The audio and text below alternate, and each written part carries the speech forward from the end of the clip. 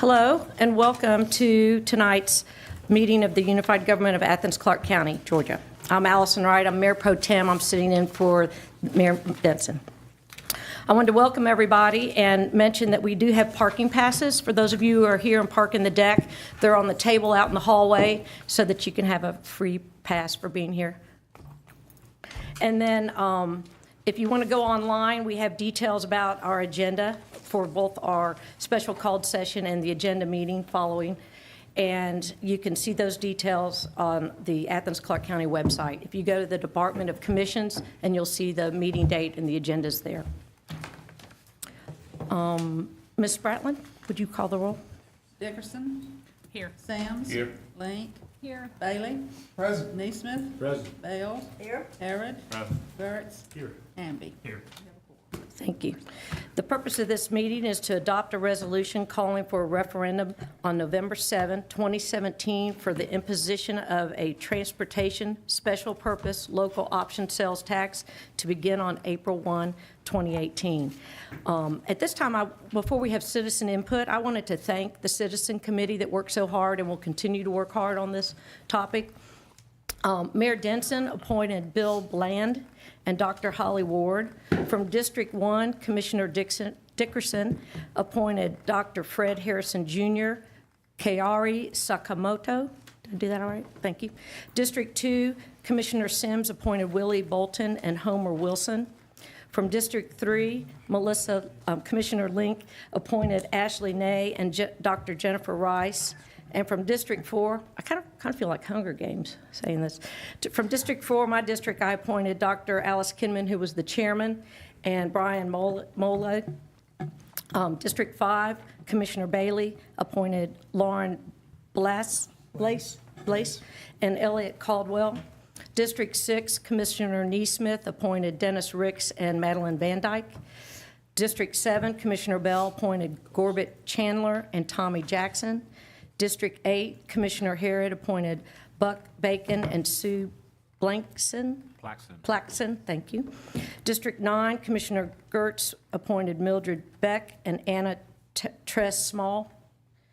And District 10, Commissioner Hamby appointed John Jeffries and Aaron Redmond. And if you know these people, please tell them thanks. We give them our thanks for the time and efforts involved. And we'll have citizen input. Just wanted to correct one thing. It was Denise Ricks, just to be clear. Thank you very much. Thank you. You did a great job, but I just wanted to be sure Denise was recognized. Thank you, Commissioner Neesmith. Denise, makes all the difference in the world, doesn't it? Okay, do we have time for citizen input on the SPLOST? And when you come to the podium for your 3 minutes, please give us your name and your address. The clerk will turn on the green light for you, and you'll have 2.5 minutes, and your 30-second reminder is the yellow light. And then when it gets to red, you'll need to let other people have their time. And if we could, to avoid some distractions, if everyone would turn off their cell phones or anything that might make some noises, because it is distracting for those who are speaking as well as those of us listening. Excuse me, Madam Mayor Pro Tem. Don't we need to have a vote to go into special session? Well, I thought we'd have citizen input first. Okay. All right. Just going down and then we were going to get to that. Okay. So, having none, because we have talked about this several times and had many opportunities for citizen input, I am entertaining a motion for the resolution calling for the referendum. We have Exhibit A that goes with it. That is the Intergovernmental Agreement with Bogart and Winterville. Exhibit B is projects and purposes, and Exhibit C is notice of the election, November 7, 2017. Motion to enter special called session. Second. I'll second that. Oh, that part, yes, go into for that. Thank you. Second, Yes, ma'am. all those in favor? Aye. That's unanimous. And now motion to vote. Just a brief On- comment or first. discuss. I want to thank combination of Commissioner Harrod and staff. I know that there's been a Scrivener's update between the time that we met last time and the current meeting, and so the way that the text is positioned for the ballot, I think reads much better than it did. Thank you for that. Madam Mayor. Yes. Mayor Pro Tem, we entertain a motion to. So we have a motion to vote to accept this resolution and the exhibits. And I will second that motion. And vote. Motion and second. All in favor? Aye. And that's unanimous. And now, due to having an executive session, we need to have a vote on going into executive session for... Madam Mayor, I move that we adjourn to go into executive session at the close of our regular agenda-setting session to discuss real estate acquisition and disposal of attorney-client conference. And a second? I will second that. It's kind of a race. I'll let Jean decide which one. And then we'll have a vote on that. All those in favor? Aye. All those opposed? That's unanimous. Looking for a motion to adjourn so that we can move to the agenda setting. Okay, you did that all in one. Thank you. Okay, so the third order of business will be moving to our agenda setting session. We have 19 items tonight. We have 293 pages that are including the history, facts, and issues on these, which you can get on the website for details, and that'll be there till we vote on it September 5th. We will start with citizens' input on the consent agenda. The consent agenda is, at this time, is items 1, 2, 3, 4, and 5. Does anybody want to come and have 3 minutes for the consent agenda? Okay. Does any commissioner want to take anything off the consent agenda and move it down for further discussion? Okay. Madam Mayor, I'd like to have some discussion on item 5. Okay. I'll move that down to old business. So now will be time for citizen input that will cover the old business, which is item 6, and as well as new business down to item 13. Does anybody want to come forward on any of those items? This is the time. Thank you. Honorable Mayor Pro Tem and Commissioners, ladies and gentlemen, thank you for the opportunity to speak.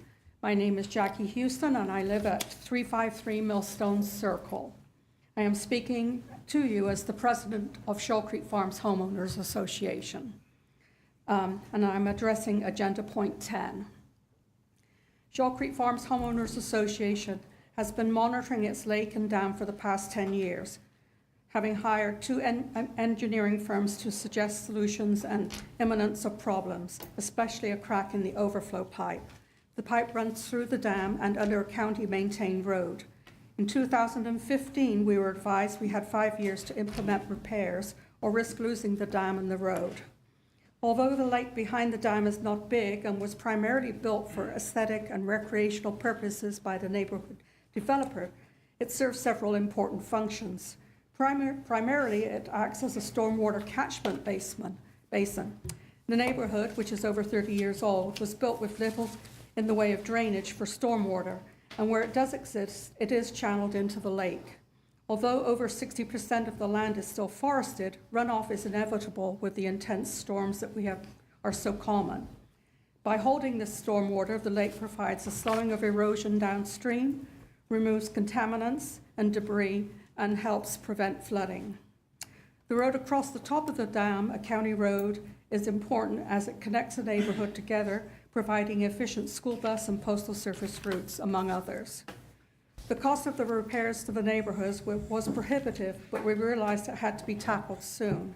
The offer of a partnership with the county to create a special capital tax assessment district was a blessing and met with enthusiasm in the neighborhood, with 93% of lot owners voting in favor. Every property owner was given an opportunity to vote via meetings, email, regular mail, and personal visits.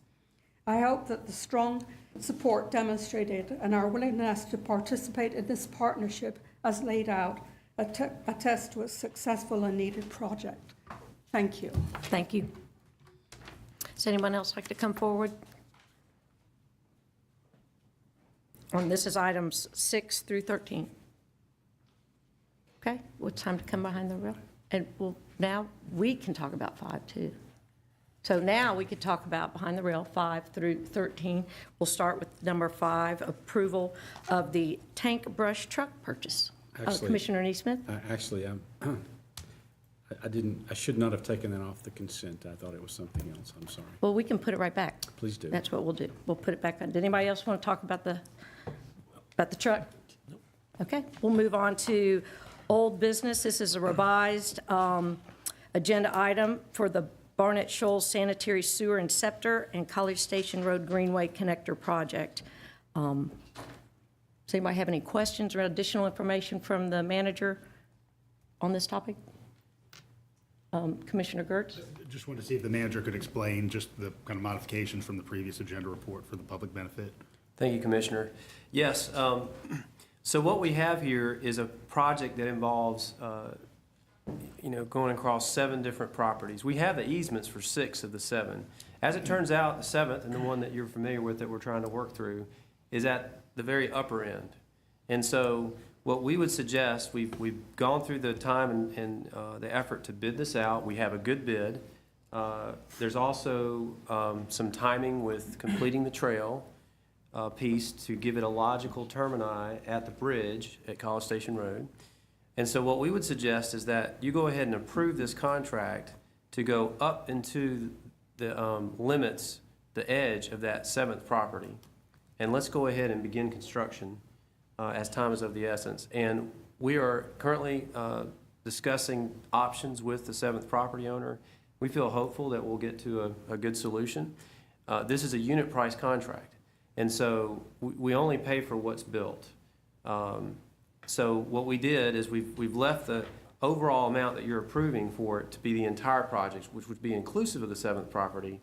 Of course, we cannot build across that property until we come back to you for your approval.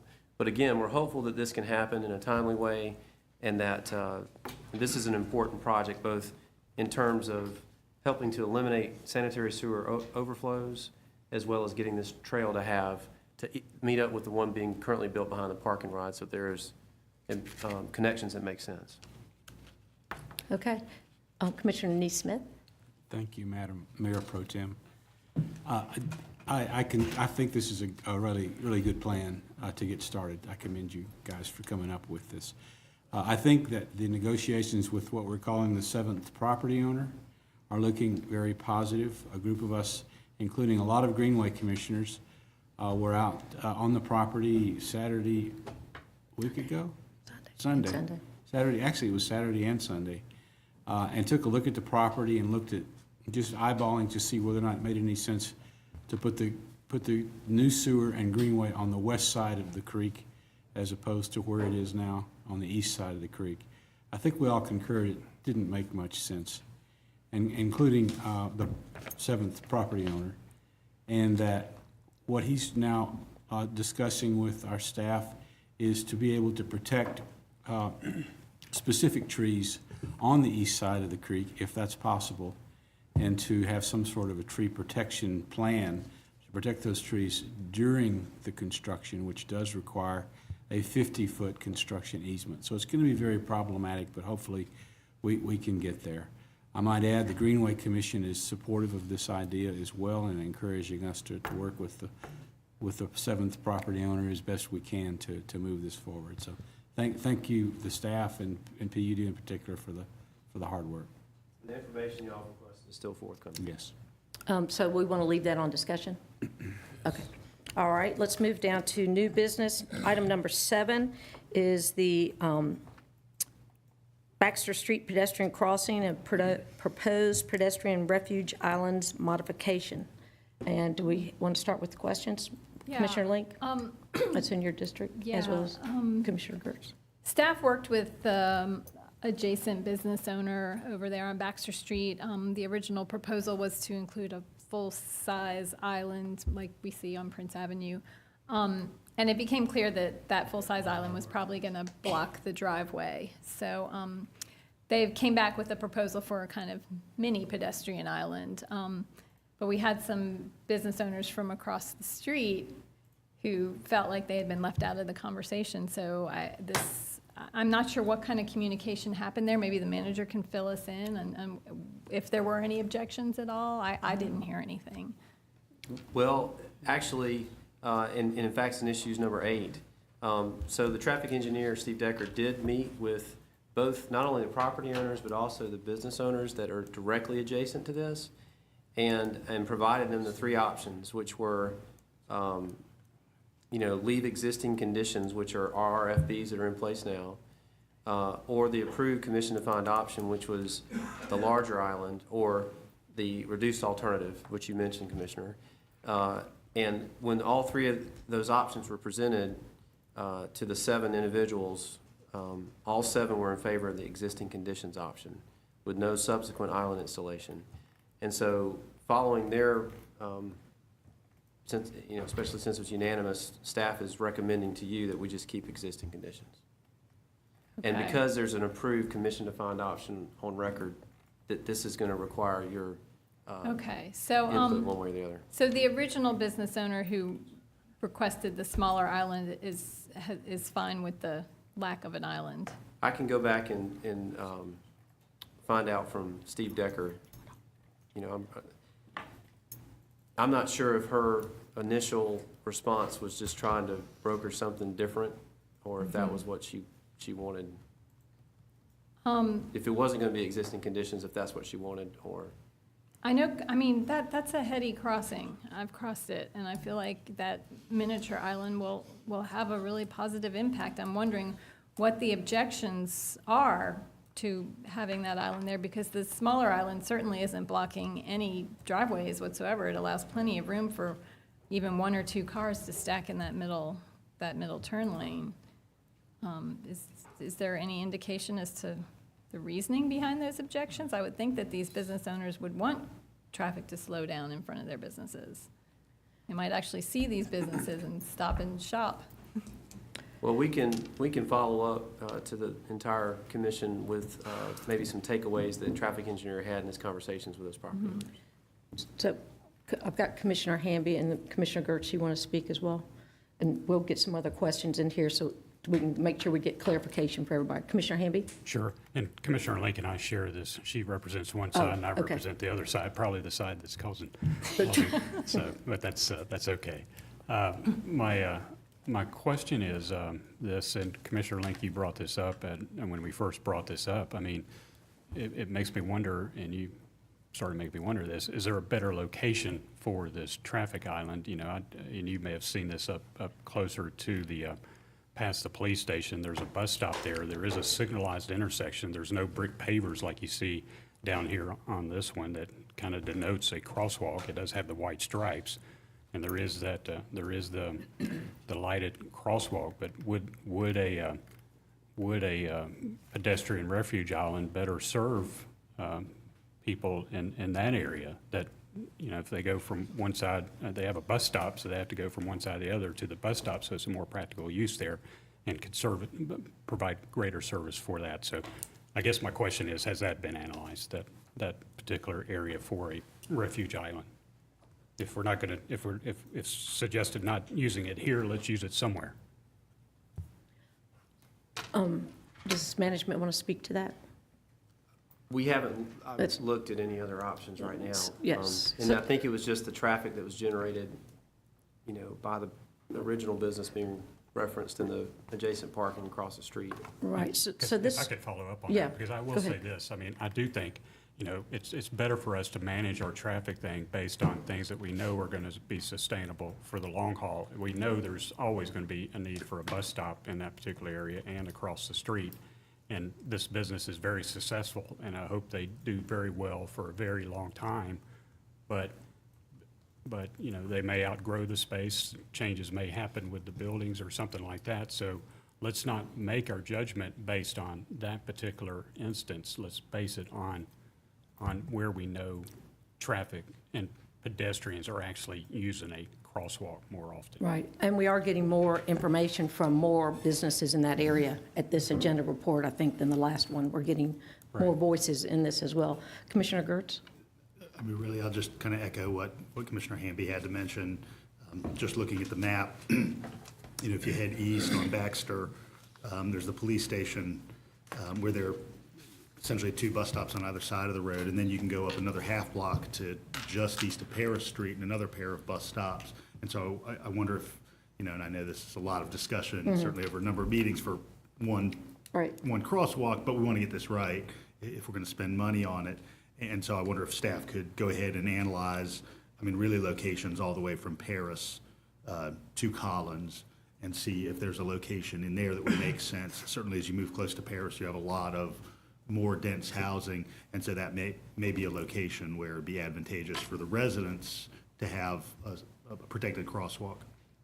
Okay, so this is more information that we can be gathering between now and the September meeting to see how that helps us process. As it stands right now, it's option 1 with the attachment 1, and that is referring back to keeping it the way it is right now. So we'll get some more information, and we have 2 weeks or more to. Manager, would you like to add some more? I just want to understand the process, because we could look at some different alternatives. And if we follow this process, then certainly you want us to talk to some of the business owners. Yeah, I'm not sure we can do all that in 2 weeks. gotcha. So if this takes a little bit longer, I'm certainly fine with that. Well- Again, better that we have the long-term, sort of permanent solution. Commissioner Link? Yeah, I mean, I feel like there is a very dire need to slow traffic down coming down that hill as it approaches those businesses on either side of the road. And if there is the ability to do it kind of up the street, that might meet the needs.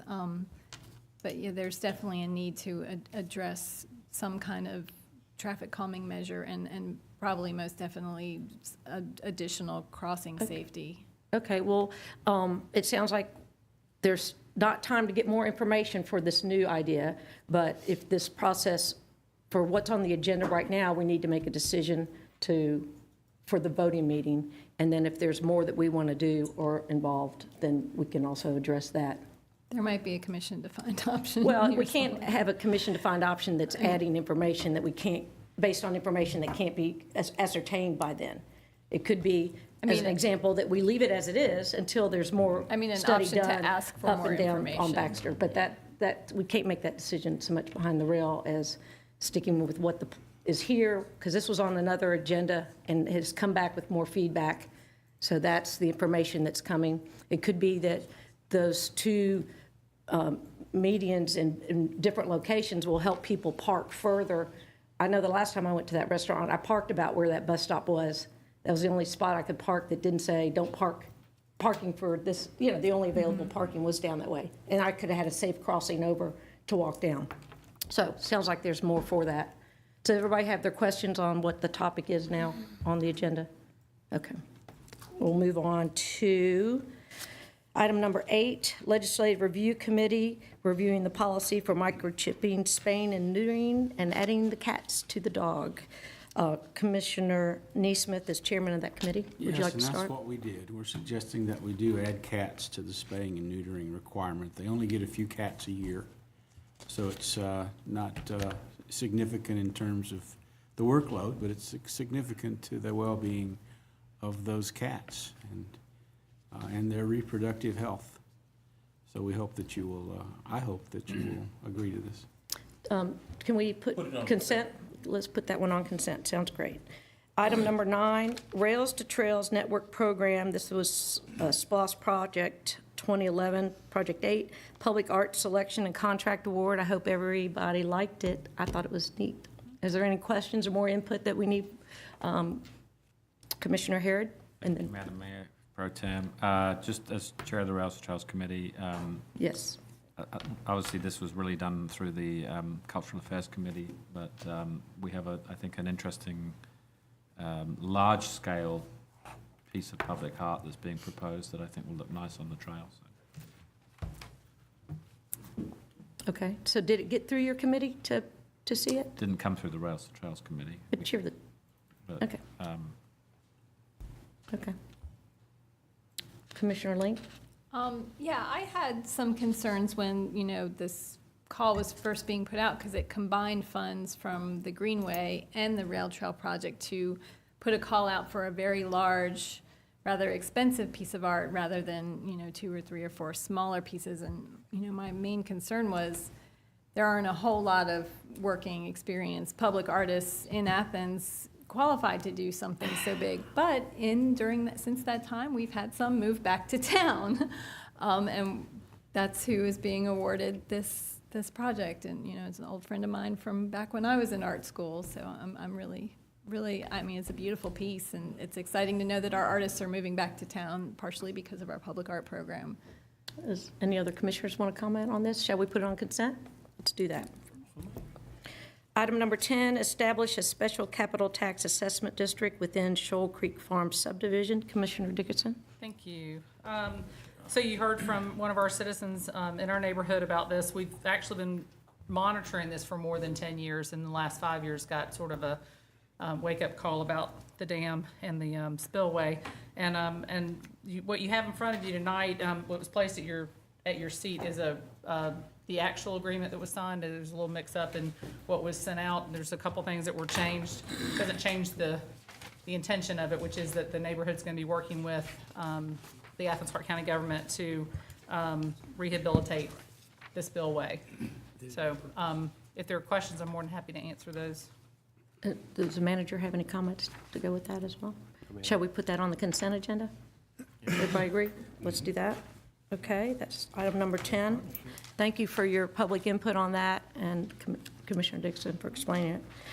Item number 11, an intergovernmental agreement to transfer funds from the University of Georgia to our fire department. Do we have any comment to start with? Commissioner Neesmith? What a wonderful surprise. I'm sorry that the university suffered through an EPA audit, but I'm glad they were able to negotiate something that probably was good for them and will be good for us. So I'm very, very pleased to see this. Anybody else have any questions? Manager Williams? I want to echo that. They went through some special efforts to make this happen for us. They certainly didn't have to do that, and I think it was much appreciated, certainly by our fire department, which needs this equipment. Yeah, and it's a benefit for the whole community if you look at the list of equipment and supplies that are coming in for that. Commissioner Link? I'm curious, since the university doesn't pay property taxes, are there some other fee systems by which they do pay into the funding of services like our fire department? No, there's a stormwater utility fee that they participate in. That's the only means of getting funds for public services from the university. Well, I in talking with them throughout the past, I think, and I won't speak for them, but something they might offer is that, the sales taxes that are generated by the students is something that is indirectly supports the community through their presence here. That's where we're so successful with that the SPLOST money as well. It's input to the community. Commissioner Harrod? They also provide us with a lot of free technical expertise. Yeah, a lot of benefits. Commissioner Neesmith? Yeah. Oh, I'm sorry. Commissioner Bailey, I'm sorry, you're so, I, but I caught it before he spoke again. I was just going to see if this is something we could put on consent agenda. Yes. Would be, Commissioner we're Bailey, reading what a minds great over here. idea. And we're heading that way, I think, with everyone. Okay, let's do it. Consent for 11. Item number 12, we have a grant application. Does anybody have any questions or need any additional information from the manager on that? Commissioner Dickerson? Yeah, I just wanted to know, the 11 that were brought in on the 2010 grant, are those 11 staff members still on board, employees? Okay. Okay, that's all. Okay. Anybody else? Consent? Consent this? All right. Consent. Sounds great. Item 13, award Lexington Road and Atlanta Highway Corridor Studies contract. Commissioner Neesmith. I think I'm all for this. I haven't been involved in it, which is kind of disappointing that the PDF or the RFP was reviewed without any commissioner participation. I know 4 commissioners that would have liked to have been involved at some degree, so we know what it is. Do you need some additional information from the history and the facts and the issues in the I guess I'd like packet? to see the RFP Okay, so, and the response. Well, Manager? I will say that we did circulate the RFP before we sent it out with the 2 groups. So We didn't get to participate in the evaluation. was my recollection. okay, so maybe, So the scope was approved by the 2 groups, and then the staff's making a recommendation based on a firm to undertake that scope. okay, so we'll leave this on discussion, and if there's additional copy of the scope of services No, and the I actually RFP. want to see the response.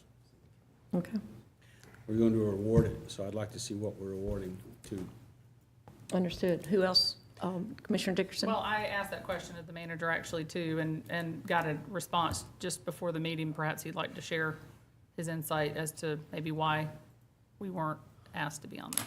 Well, traditionally, I think the way that practice has gone is that the staff make an objective and professional recommendation, and then the mayor and commission have full rights to their prerogative to overturn that. If we, I was just shared with Commissioner Dickerson, to have one or two commissioners, and there's, who may or may not represent the entire commission, to, influence the staff recommendation, then it's not the objective staff recommendation coming forward. So we're glad to share any and all information with you. Okay. Well, That deserves some further discussion, okay. not tonight. Wait, but- No, I think I'll bring it up tonight because. Commissioner Hamby hasn't spoke yet. Go Because ahead. there's been several of us. Commissioner Neesmith has been real engaged in the Atlanta Highway, represents the Atlanta Highway area, as does Commissioner Harrod and Dickerson, and Sims, Commissioner Sims. And this has been a long time coming. This should have been done a year ago. And the commissioners have been asking for this to have been done a long time ago, and now we're just getting to it. And had commissioners been involved from the get-go, it might have moved along a little bit faster. Okay, other comments? Commissioner Dickerson?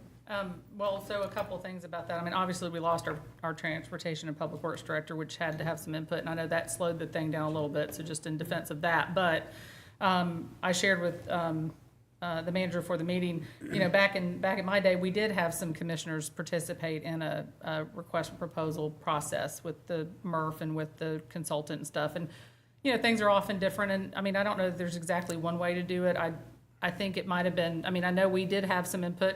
I know Andy and I looked, Commissioner Harrod and I looked at the RFP for the Lexington Road side. It would have been nice to have been involved in the process. I understand the hesitation from staff, but also understand our position too. So it's kind of a slippery slope. So. Okay, so we've got that information requested, and Commissioner I'll just point Hamby? out one Yeah. more thing, that commissioners were involved in the RFP selection for the Envision Athens, so I would just like for us to be consistent in this, and I don't think you could ever go wrong by including commissioners who represent the areas. I just think that's real important for us to keep in mind. Okay, all right. Any other on that? And then we will move along to the staff reports and recommendations that are coming from our Athens-Clarke County Planning Commission. And there is not public input at this time, but in September, there will be at the September meeting.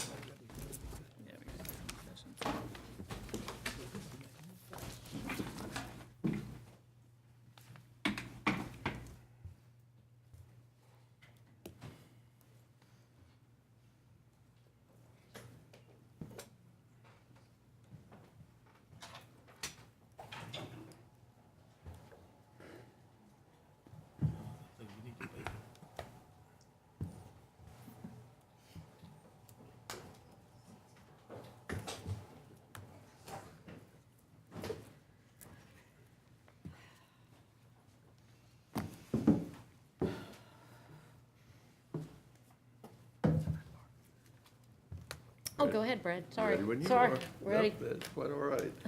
Okay, we have a list for you this evening, so we'll get started right away. First item, a request for a rezone from RS-15 to CN, commercial neighborhood, at 556 Epsbridge Parkway and 195 Kirkwood Drive.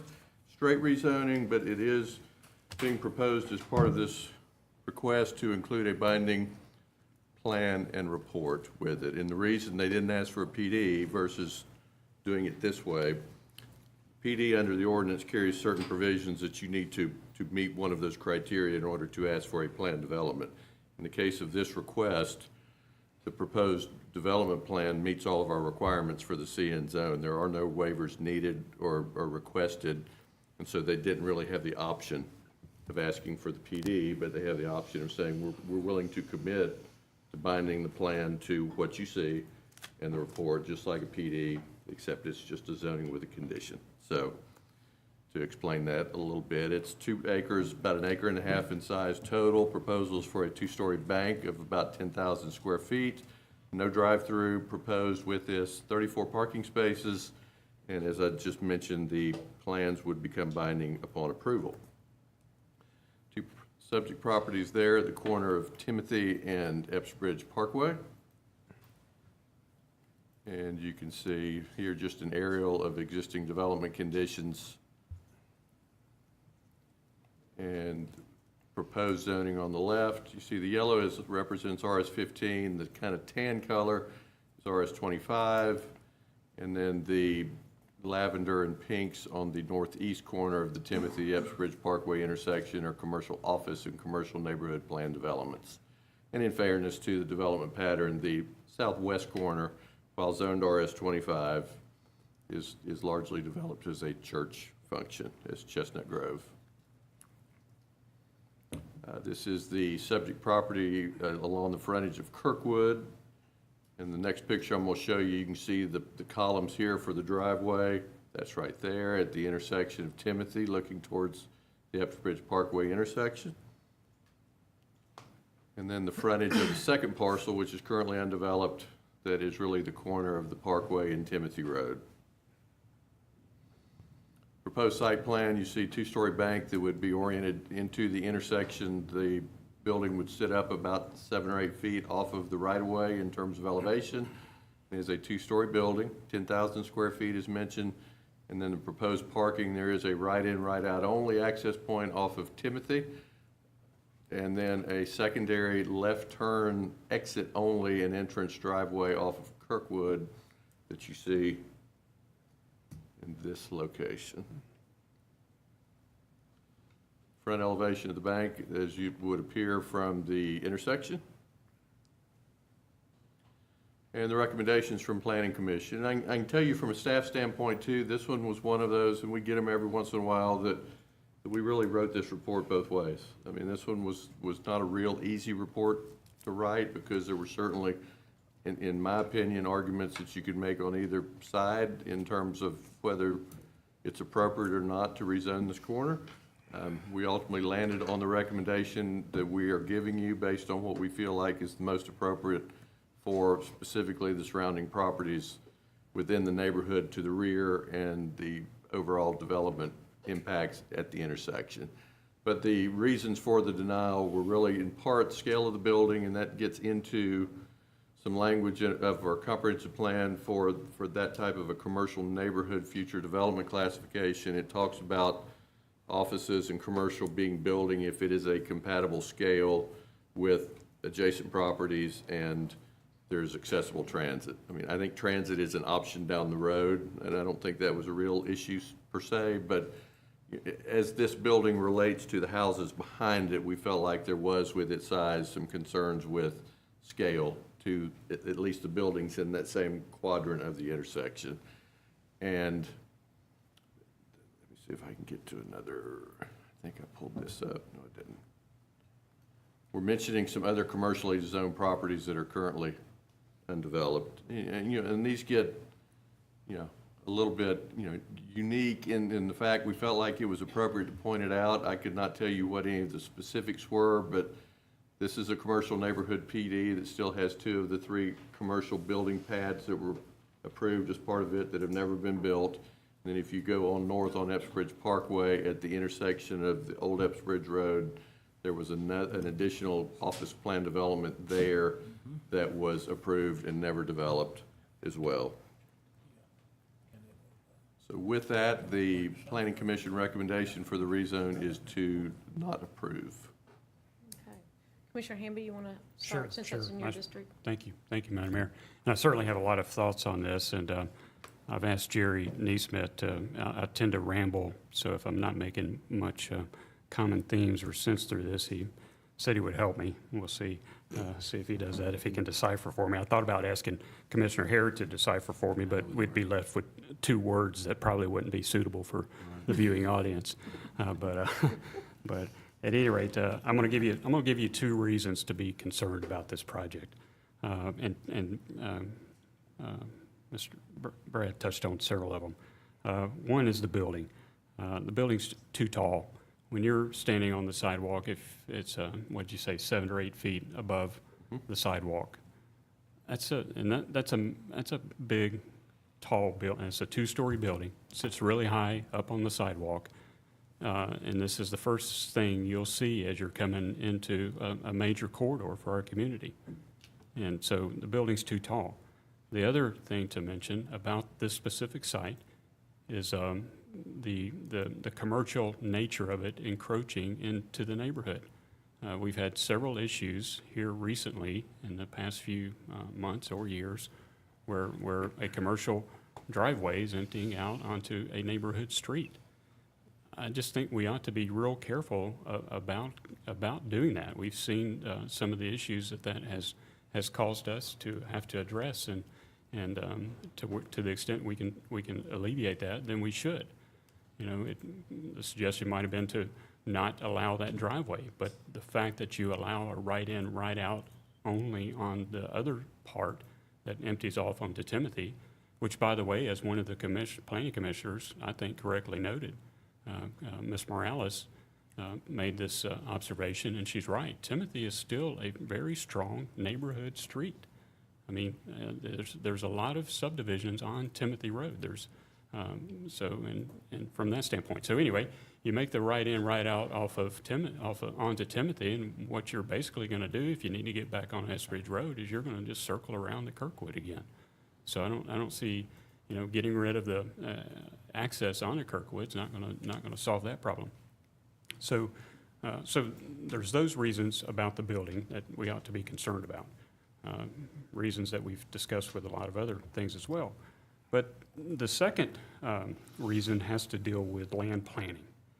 And you would think after all these years of doing land planning and meeting with several commissioners, changing back and forth, several mayors, several planning staff, planning commissioners, that we would get it right and that we would learn from what we need to do moving forward. We just talked about an RFP that we're developing for Atlanta Highway and Lexington Road, trying to redevelop those. 30 years from now, is the commission going to put together an RFP to redevelop the Epps Bridge corridor because of something we might have done next month? And I say that because what we're going to be doing is, absent a plan, and Commissioner Kinman pointed this out on the Planning Commission, this area needs a plan. Absent a plan, you're just doing this piecemeal. And piecemeal approach has gotten us to where we're having to do an RFP for Atlanta Highway and Lexington Road. And the other point about that is, you know, say you do want to create a whole new corridor in a piecemeal approach, why would we do that when we're trying to redevelop an existing corridor? That's a big point to make. We're spending money to redevelop an existing corridor, yet we're being asked to rezone this that will start a whole new corridor. And the other point about this, unlike the parcel across the street, this one doesn't include any residential component whatsoever. I wonder why. The other one was able to do it from that standpoint. So planning certainly for this corridor is needed. The planning staff recommendation talked about the scale. I mentioned creating a new corridor. The other thing the Planning Commission mentioned was, you know, this is a bank. There's several sites available across the street that the bank could go to. And Planning Commission, rightfully so, and staff did too, was to suggest that if you rezone this, it's going to open the door for other activities. And, you know, the first Planning Commission I went to this, I think Commissioner Link and Commissioner Neesmith were there at the concept part of this. The justification for approving this was, well, look, there's already some commercial office across the street, so this will be okay here. It won't impact the neighborhood any more so than that. And okay, so that's fine, but then the next meeting, it comes up and staff has made this recommendation about this will be a domino effect for other properties around there. But then we start hearing, well, that won't happen because the mayor and commission and the planning commission are the ones that can stop that from happening. So you can't have it both ways. You can't argue to rezone this because it's already rezoned across the street, and you can't suggest that we can stop it. Sure, we can stop it, but it makes it all that much harder too, and we will still hear the arguments, well, you've done it on this corner, you've done it on that corner, now you need to do it on this corner.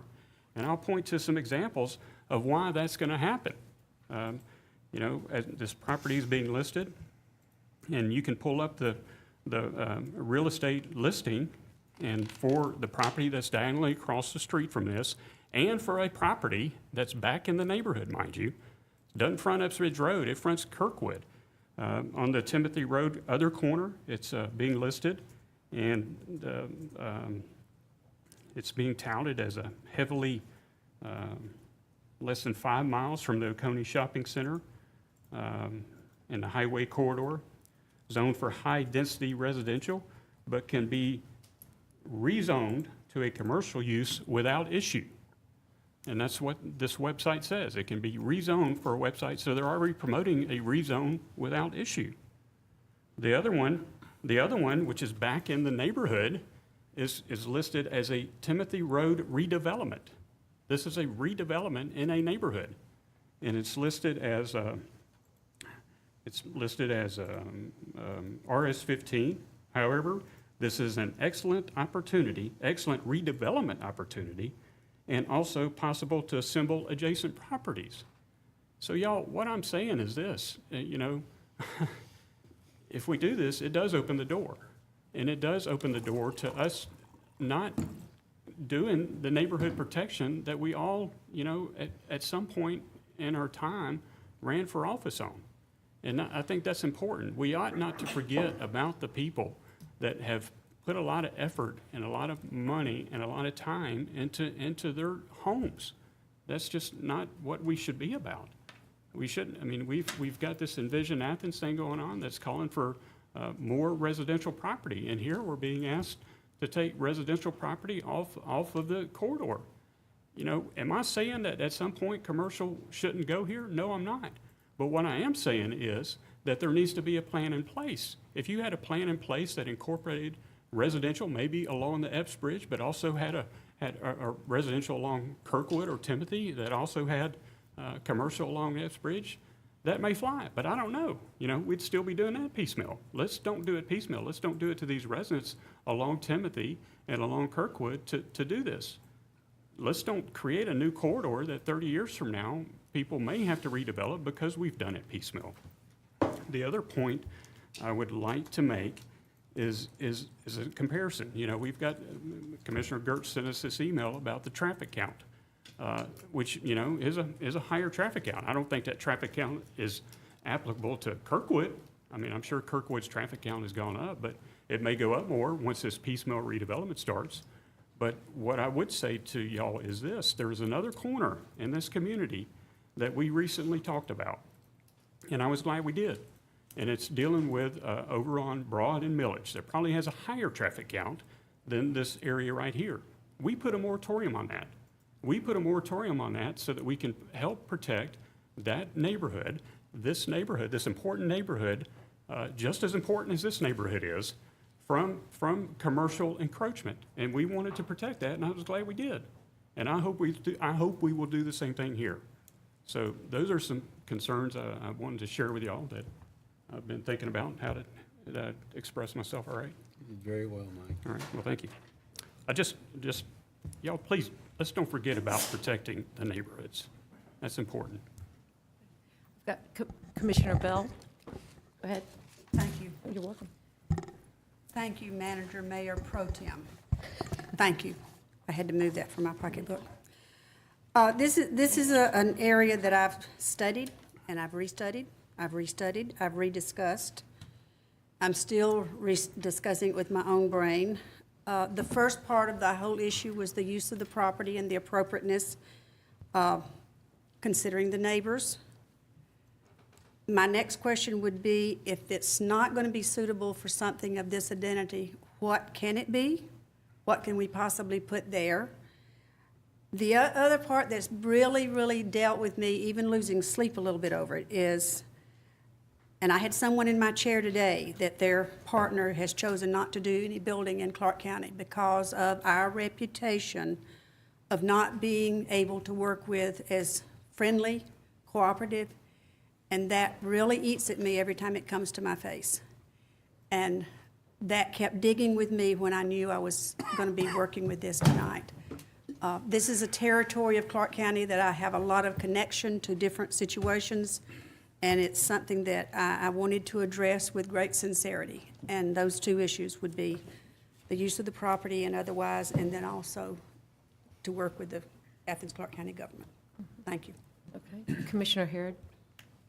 Thank you, Madam Mayor Pro Tem. I would just agree with everything Commissioner Hamby said, although I would have said it in fewer words, I suspect. Two, maybe. But I mean, as I look at this map, this is a classic example of spot zoning, and we shouldn't be doing that. Commissioner Gertz, then Link, then Neesmith. Thank you, Mayor Pro Tem. Oh, wait a minute, I'm sorry, That's okay. Dickerson was ahead. I'm It's sorry. fine. I forgot my ahead. It's list. fine. It's fine. I apologize. Go ahead. I think back to Brad's presentation and reminded of the story I heard not long ago by this guy who was sitting down in 1965 writing a song. And so this gentleman, Mr. McCartney from Liverpool, was woke up, sat at the piano, and put pen to paper. And he began to write a song called Scrambled Eggs. And have you heard of this, Commissioner Neesmith? No, I don't. No, but you need to talk to your son. He will, he'll let you dive in here. So Mr. McCartney, in this little combo out of Liverpool, began to write this song. He realized, it's a great melody, but somehow this little lyric I've put together, scrambled eggs, baby, how I like your legs, maybe is a little beneath what we're doing now as the Beatles, as we've matured. And so in the same way that as a songwriter matures and thinks, how do we move forward into the future given, our evolution, in kind of this series of rezoning requests that we're looking at tonight, we have to ask, how do we look into our evolution as a county? Lots of things have changed in this county. Population size has changed quite a bit. The traffic patterns have changed quite a bit. I've spent a lot of time looking at this corridor and the circumstances surrounding this corridor to try and get a sense of what the appropriate next steps are. And as Commissioner Hamby mentioned, I'd gone on the GDOT website where you can look at traffic counts for a kind of great variety of corridors throughout the state and seen that in 1990 there were just over 6,000 vehicles a day here on this segment of EPS, and today there are about 20,000 vehicles a day on this segment of EPS. And so we know just in practical terms that means whether you're looking for a home to put your parents in retirement or whether you're looking for a single-family home to raise your family, that 20,000 vehicles a day is something of an impediment. I was talking with my wife about this, and I said, sweetie, imagine that we had 20 times the traffic that we have here on Pulaski Street going down the street every day. How would that be? And she said, you're giving me anxiety. And so I thought about that and thought, well, we don't want to give anybody anxiety here on the corridor in any direction. And so how do we ease anxiety? Well, part of easing anxiety is coming up with sort of a coherent plan. For better or for worse, what we haven't done is what Commissioner Hamby suggested thus far. It was really in the early 90s that the state decided to join Highway 316 with EPS rather than joining it with Atlanta Highway, for example, which could have been a choice. But we've still got really 90s era zoning on some parts of the frontage here. What the commission has done is sort of approve project by project. The upshot of approving project by project is you do spend a lot of time talking about that specific parcel of land, whether it was the St. Joe's parcel that was provided with a special use, the church closer to this intersection that was provided with a special use, the project closer to the apex of Atlanta Highway and EPS that was provided with a rezoning, or the one right across the street that's kind of the multi-use residential and commercial parcel. So we've all done those in isolation. And so it's understandable that a developer, an applicant would come to us saying, well, look at this one in isolation. You know, that's what you've done with these others that I just mentioned. So, I mean, I think there's, you know, a lot of listening to be done from the neighbors and from the community who are looking at sales and prospective development opportunities. But I think I can say that none of our favorite conversations as commissioners or as members of the public have been about any of these projects. Those have all been tough conversations because they've involved these questions of where is the best ingress and egress to a specific site? How is buffering best done? You know, if we're going to put a new building on a corner that's going to be of a different use, what's the appropriate height? Those end up being tough conversations. In this case, looking at this plan in isolation, you know, my immediate reactions are, you know, 10,000 square feet hugging the corner, not so bad. You know, is there a way we can go ahead and move driveway off Kirkwood, provide a greater buffer, and bring that building down? Certainly, we've got lots of really well-appointed commercial structures in town that are under 40 feet in height, you know, so maybe we grade down, you know, have a driveway off of Epps and a driveway onto Timothy. But, I mean, I think to Commissioner Hamby's point, you know, maybe the bigger picture thing that would benefit us all, the development community and the commission and the neighbors, you know, is to look at really that, and it's not very long, it's really a mile of corridor, and say, you know, what's the appropriate transition plan for the corridor? In the lead up to the meeting, I looked parcel by parcel, and you can see that there was a real sweet spot for single-family use. It was really between about the late 60s and the mid-90s. That was kind of when homesteaders were fronting with driveways right there on Epps. Subsequent to that, you saw a transition away from owner-occupants. And so now we've got really about 20 or 25 parcels that front on Epps, that have driveways on Epps, you know, that probably could use some state of study for transition planning. And I think that's going to be important to us. I mean, what I can say positively even about that parcel by parcel redevelopment is I think we've recognized that we and neighbors don't want fast food drive-throughs. We're not interested in 24-hour drugstores. We're not interested in places where you're going to have the slamming of trash bins. You know, we're not interested in hearing sort of the electronic echo of a drive-through window. And so that's all great, but again, neighbors have had to rely on a parcel-by-parcel conversation around this rather than a comprehensive conversation. You know, what do we do from the county line to the connection with Atlanta Highway? You know, I wonder, Brad, you know, we've done some of these comprehensive looks in the past, you know, looking at, say, those 20-odd parcels. How would planning begin to approach a task like that? I mean, it gets into really kind of a high-level corridor study in terms of looking at appropriate uses. I mean, it would be done in conjunction certainly with our Public Works Department in terms of trying to identify appropriate curb cut locations, access points, specific uses. You know, you would perhaps, I mean, you would go in and identify a zoning classification that perhaps meets most of the needs of what you just expressed in terms of those limitations on uses. And I think even with the, you know, with the entire Kirkwood neighborhood, you know, that's something that I've heard just out in the community talked about a lot, you know, but it's got to be at the right time, and it's got to be at the time when the people that live there are prepared and ready to do it too. If you were to look at that as a whole for a redevelopment site, you know, then you come up with something that makes a little more sense, and it's not piecemeal, and we're not looking at an issue where we've got multiple curb cuts down the road. You know, and that's, you get into that issue if you don't look at it holistically.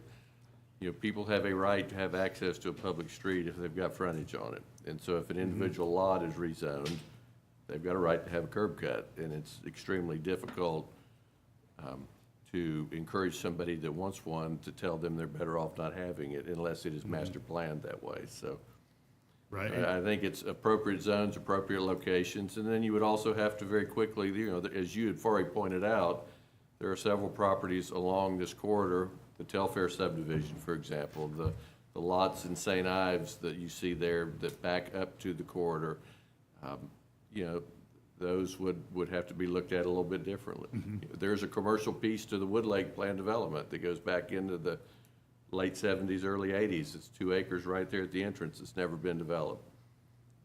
You know, those would be the things that we would begin looking at. And what do you imagine a time frame?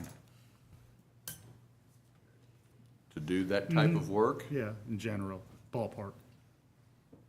you know, with any of those types of projects, it gets into, you know, is it a staff assessment and presentation to you of what we think is a good approach? Is it one that's done with, you know, if it's one that's done as we normally do it, where we're going to go into the community, we're going to have meetings and we're going to talk to people, you know, probably a 6 to 9 month process. And, you know, given where we are now with other projects that are on the table, it's probably, you know, and this is not an evasive answer, it's just as honest as I can be with you, probably 2 years from now to start. No, I mean, in that's- terms of the other things that we've got on the table. I mean, that's fair, and I mean, I appreciate you just kind of looking at the whole array of things that we've tasked you with. I mean, certainly one of those things has been those linkages between commercial and residential properties that we've put in the hopper for you. But I can say with, you know, some regret, in retrospect, I wish we were having this conversation 10 years ago when I Right. came onto this body. Because every one of these rezonings in this corridor, you know, has involved some heartburn, some challenge, I think for everybody. But, you know, to kind of hear some of these details that you've laid out, Brad, to think about shared driveway access, defined potential commercial parcels versus definitively not commercial parcels. I mean, that would be, at the end of the day, more helpful than sort of this question that Mike's laying out about, well, where do the dominoes fall? You know, or are you just dropping a domino and watching it go anywhere?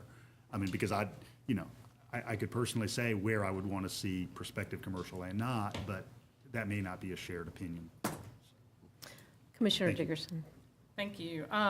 So as co-chair of the Envision Athens effort, I can tell you that there's been a huge groundswell of support for single-family neighborhoods, single-family units, and protecting them. And I think, I think about, I drove down that road actually to sort of get a better feel. I've actually driven by it several times, never driven through it. And the thing I think about is the residents that are on, I guess it's the north side, the side of Kirkwood on that side, they've been there a long time, and if you come and drop commercial across from, they didn't really sign up for that, and that concerns me. It sort of reminds me a little bit of the Green Acre Shopping Center and what happened when those residents were on Greencrest, and they just came and put the back end of a commercial thing up in front of them. It's a little different than what happened on Yona, because those people moved in with commercial already there, but we're actually putting commercial in their neighborhood, and that concerns me. I think the thing I think about too is I drove through there, and the property that's the purple piece of property there, there's actually a piece of property, and I did mention this to the person that one of the developers. There's a piece of property there zoned and ready for something. I don't know if it's big enough. I'm not an architect, but there is room on that property that's for sale. It's already zoned appropriately, and I guess I find it hard to have a compelling reason why we would rezone property that's less than a baseball throw away when there's available property in the area. And that's a concern. I also think about the fact that we're moving forward with the comprehensive plan, and we're sort of relaunching that, or in the process of launching that. The future development map will be looked at. I mean, there's a lot of things that are we're sort of at a point where maybe it's not the best timing to be making these decisions without having a broader view of what we would like to do, what the community would like to see. And so that, those are some general concerns. The other concern I have is really about the traffic flow. When I looked at the map, I'll pull it up, because I drive this way quite a bit because my mom lives off of Mitchell Bridge. So I'll come up Epps Bridge, or I'll come up Timothy. If you're coming from Epps Bridge from town and you're turning north, I guess you're turning right, essentially, so that the property's on your right. You turn there, I mean, on a regular basis, people they don't know how to yield. And you can be turning left, coming from, Epps Bridge Parkway out, the Oconee County side, trying to turn in there. You've got a curb cut pretty close. I don't know what the actual distance is, but you've got people trying to turn onto Timothy, and then you're going to have people who are going to try to, either they're going to try to merge into traffic, or they're going to go into that. It seems like there's a really bad intersection of cars at that point. That's just a general concern on design. And I can point out, just from that standpoint, and this was a topic of discussion as we've moved through with this plan, there we go. I mean, if you're coming, the intersections within this overall intersection, the right turn movements have been more of a free flow right as designed currently, meaning that if you're coming south on Epps Bridge wanting to turn right onto Timothy, as it is designed today, it feels and functions like a free flow, that once you then get turned and you're facing well west, then you're checking back over your shoulder for a yield. That's been problematic from a traffic design standpoint and has created some traffic concerns in terms of safety. We're actually, as I understand it, looking at making modifications to all four legs of this intersection, but this one would go ahead and make the change. You can kind of see this kind of represents the old curb line right there, and how it's a real wide radius and kind of easy. This would be new construction that would then go into a decel lane, and what it does is it forces the cars to make a right turn. It's not one where you slow down to 10, 15 miles an hour and you just ease into it. And it is specifically intended to alleviate some of what I think you're talking about in terms of you will treat that as a right turn after a stop instead of a free flow yield. But that would be the same in all four. Okay, as I finish, I think I've got Commissioner Lincoln and Commissioner Neesmith. Yeah, I think Commissioner Gertz kind of read my mind. I'd like to echo some of his comments. I was at I was at both planning commission meetings when this project was presented, and you know, on the surface, this looks like a really nice project. You know, I feel like, you know, the building's well designed and they have their nice buffers, and but I listened really closely to what some of the planning commissioners had to say, and I definitely have concerns about that driveway on Kirkwood. I would have rather seen a driveway on Timothy than on Kirkwood. And I agree that, you know, we really need a planning process for this corridor. It's certainly not appropriate for a single-family home right here with 20,000 cars a day. I mean, apparently when all these homes were built, Epps Bridge Road was a two-lane country road. But yeah, spot zoning is not a good thing, and this kind of piecemeal rezoning is not a good thing. I do have concerns about the height of the building. 10,000 square feet isn't terribly humongous, but it, you know, being on a hill like that and compared to all the surrounding properties, it is pretty looming, and I wonder, you know, if a redesign of a project like this could be sunk a little bit, you know. As far as the use goes, you know, banks and churches are about the best neighbors you can have in a neighborhood. But this not being a PD, there's no guarantee that this couldn't be some other use in the future. Or is it a PD? It is a PD? It's not a PD, Well- but they have self-imposed restriction that the use and the site plan would become binding upon approval. So it could never be anything but a bank? It would be It would a have to go bank through use the unless reason. they return to this body to Okay. change it to something else, yes. Okay. But yeah, I mean, I think this is a nice project, but it's not quite right, and we definitely need to look at the bigger picture on this road. I have definite concerns about, you know, bringing that traffic through Kirkwood. It's, you know, it's a sharp turn, it's a neighborhood street. I wish that we had some more mandates to instill neighborhood traffic calming when we have some commercial abutting residential. The fact of the matter is, we are a growing community, and we're going to have a real come-to-Jesus moment in parts of our community where, you know, commercial is growing and residential has been existing for a long time, and things are changing. But I'm not quite sure this is the right project yet. Okay. Well, it could be, from what I'm hearing too, we're talking about what, if we're protecting the residential properties or we're trying to keep it residential. So it could be that there's a change, but we want to make sure the change protects the remaining residential. I mean, there's lots of ways for change to still protect the surrounding residential versus keeping it residential type thing. But it's good discussion, and I think I've gotten everybody who wanted to talk first. And Commissioner Neesmith, is your turn, and then Mike Hamby. I've been involved in these kinds of issues for a long, long time. Starting off in Atlanta in the late 70s, we had these problems in town all the time. And the only time people were satisfied or it turned out to be a good development is if the scale of the project was large enough, the acreage was large enough for all those considerations about ingress and egress and building heights and buffering with the neighborhood could be considered. So it would be real nice if someone would buy that whole block and bring us a PD. And then we could actually probably see a good plan that took most of this stuff into consideration. Encroachment into the neighborhood is a serious problem, and it's one that's always been on my mind. I like this project. I like it. But wish it was a bigger project. Okay, Commissioner Hamby and then Commissioner Sims. And I appreciate all the comments, and I will say this, it came to the top of my mind as you were talking, Jerry, about the larger project, and I'll just remind everybody, going back to the Barcy site, that site has been compiled and assembled, and yet we still put a moratorium on it because we were concerned about the backside of the neighborhood. It's not on the commercial part, I know that, but it's on the backside, and the reason we put the moratorium on there was we were concerned about the impact it was going to have not only on those homes, but other homes in the neighborhood. So there is that. But we don't have a moratorium on that property. Right. Just two houses. Sorry. Okay. But the other, and I see what you're saying, and I appreciate that. I don't disagree. If you're gonna, you need a plan in place to look at the total area of Epsbridge and go from there. But I will say this about, the only time this has ever come before us, or I don't even think it's come before us, it's always gone to the Planning Commission. It's been several times. It's always been a bank. It goes, and the story is that it can't handle single-family residential. And I get that.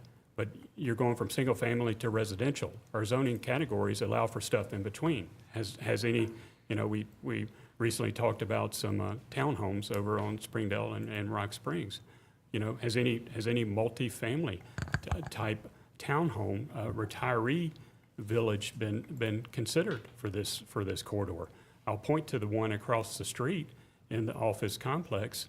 There's residential townhomes across the street amongst this 20,000 vehicle traffic that are all full. There's homes back there, new homes that have been built amongst this 20,000 traffic count per day that people are living in. There's more lots associated with that. There's homes all along Timothy Road. This is a neighborhood. These people call this home, even amongst the 20,000 cars that go through there each day. New homes are being built. We just had a proposal here recently about new homes being built along Epsbridge Road amongst the 20,000 cars that are coming down the road. My point is this. If, the people, we've gone from single family to commercial and nowhere in between. And to make that point, but the other point I was going to make before I lose my turn, because I see Allison or Mayor Pro Tem I'm going to go get my gavel, I think. tapping her feet at me, is Can't help it. is that part of it. But I'll go back and reiterate the planning part of it and the commercial property across the street. And the point I wanted to make is this about the study. We always wish that we would have done things sooner. I wish I would have done the Atlanta Highway thing sooner to get the plan in place. I wish we'd have done the Lexington Road or the downtown master plan or the Oak Street or Prince Avenue. It'd be ideally all these studies would have been nice to have done before something happened on them, and nothing as of yet has happened here to the extent that will impact the neighborhoods in a way that we're having to deal with it along Prince, along Lexington, along Atlanta Highway. So now we see we need to do something, and let's do it before time runs out on us, or 30 years from now, the next commission is having to do an RFP that will fix this. Okay. Commissioner Sims. Thank Having ridden by there this afternoon, it's interesting, one of the things I heard that was problematic with this was the building was too high. Of course, it could be graded down, as Commissioner Gertz mentioned, and then we would have a lower building. Again, I've heard people say that maybe the traffic ought to be coming onto Timothy Road and not coming out of Kirkwood. So, I mean, and here we are engineering this thing for these people. I don't know whether, I mean, I know they're listening because they're sitting back there. But, you know, the question you really ask is, what are we, you know, and the spot zoning is an issue that always pops up periodically.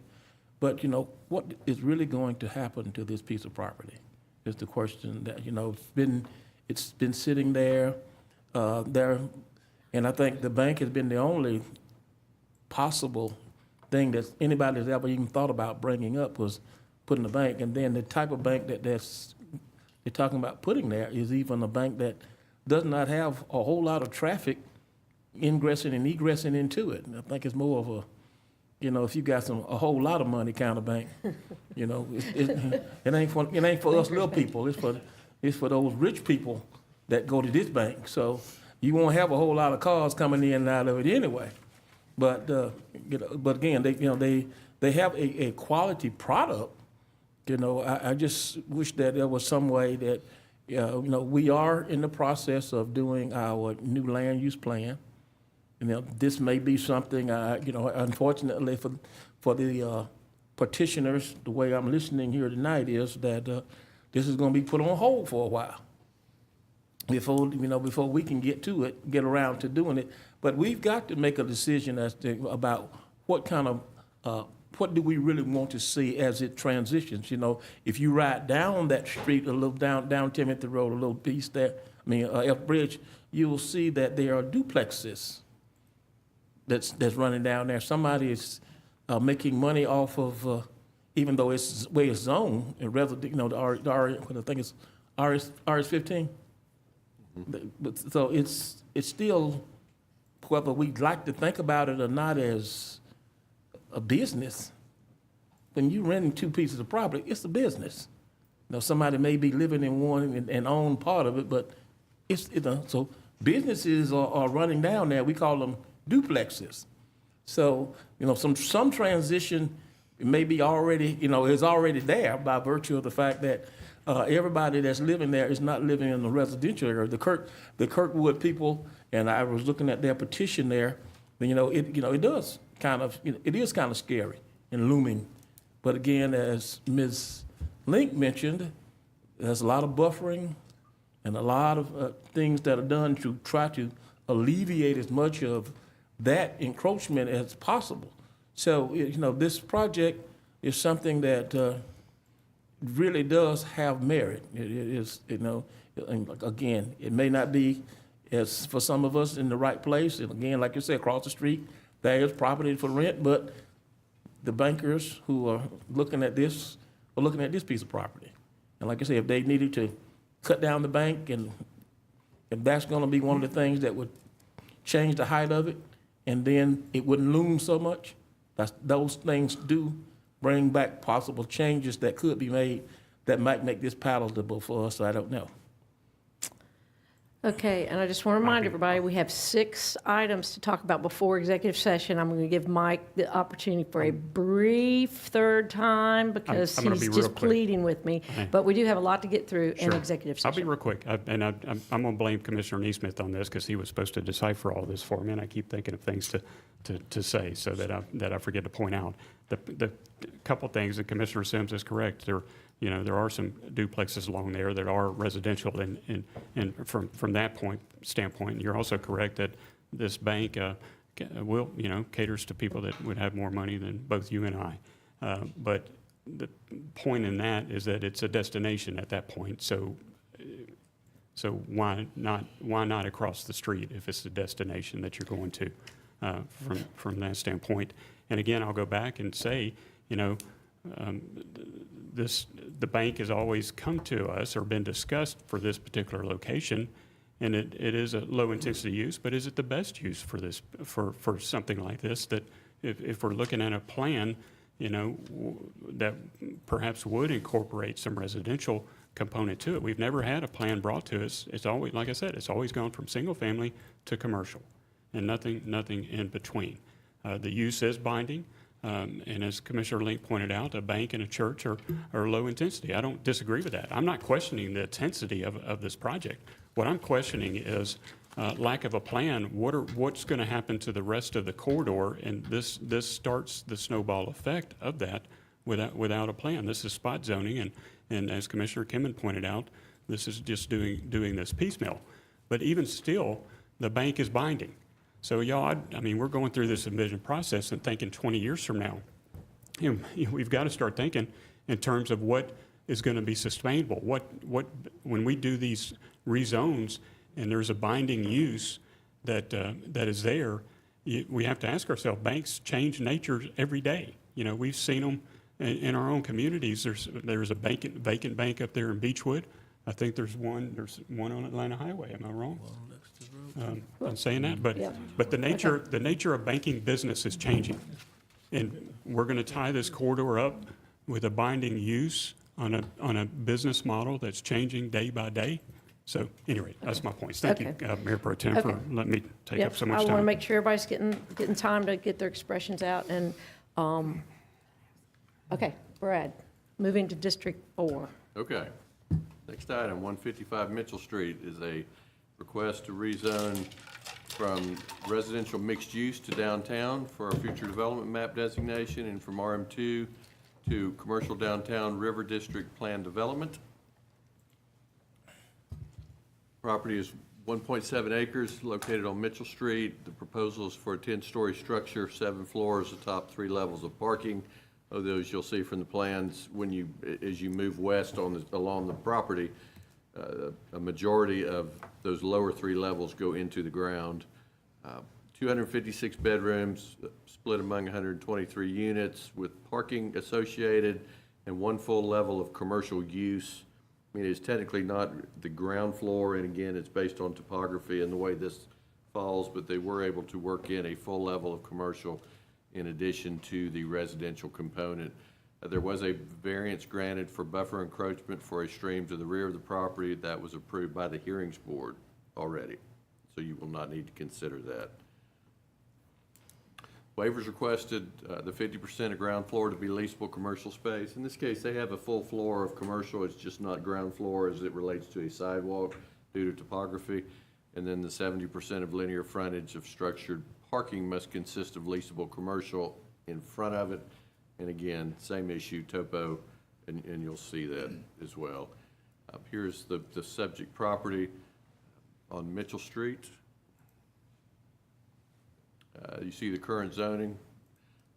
The purple that's above it and wrapping around it all to the northeast side of Mitchell Street is commercial downtown. Dark brown's RM2, and the red is commercial general. And the proposed master site plan, as it is proposed, an elevation is looking from Mitchell Street. And as you can see the topography and how that falls away, that, you know, from a standpoint of ground floor commercial, what is ground floor commercial that may be the office here? By the time you move across the full elevation, you're really almost on a 3rd floor due to topography, which is what's driving those waivers. Back of the building. Then some more schematic elevations of construction. And again, this does a pretty good job of showing you, even to the rear, it falls away more of, you know, we're dealing with ground level about here, and when you get to the back, you know, you're that far down. So, and that's where the majority of the height is coming from, and that is the back elevation. That is the 1 full floor of commercial office space. And then just a couple of views, and there are a couple of issues that we got into from a recommendation standpoint. One being the current moratorium, which I'll talk about in a minute. And I think probably the other issue from a staff standpoint was concern of scale and the changing of zoning and the scale of the street. This is Mitchell Street as you see it currently. Several years ago, there were townhouses built on the opposite side of the street. This is the subject property. And these were built very close to the street. These are basically driveways, entrances into carports, as you can see from there, to three-story buildings directly across the road, and that gives you a little better perspective just standing back in the property to be developed, looking across at the existing development. That is more compatible RM2 development of what you would see in RM2 and the density as compared to what is being proposed with the commercial downtown development. The other issue that we had a lot of concerns with was just dealing with timing on this as much as anything. We're currently under a moratorium until next February that, at the request of this group, for existing commercial downtown properties to not allow special use requests, not allow permits for any multifamily developments or any developments that included bars with occupancies of 50 or above, I think is the way it's worded. Generally with a moratorium, I mean, the intent of that is to stop a development pattern in order to give, it's a timeout to look at existing options, existing ordinances, make recommendations potentially for changes after you've studied those things.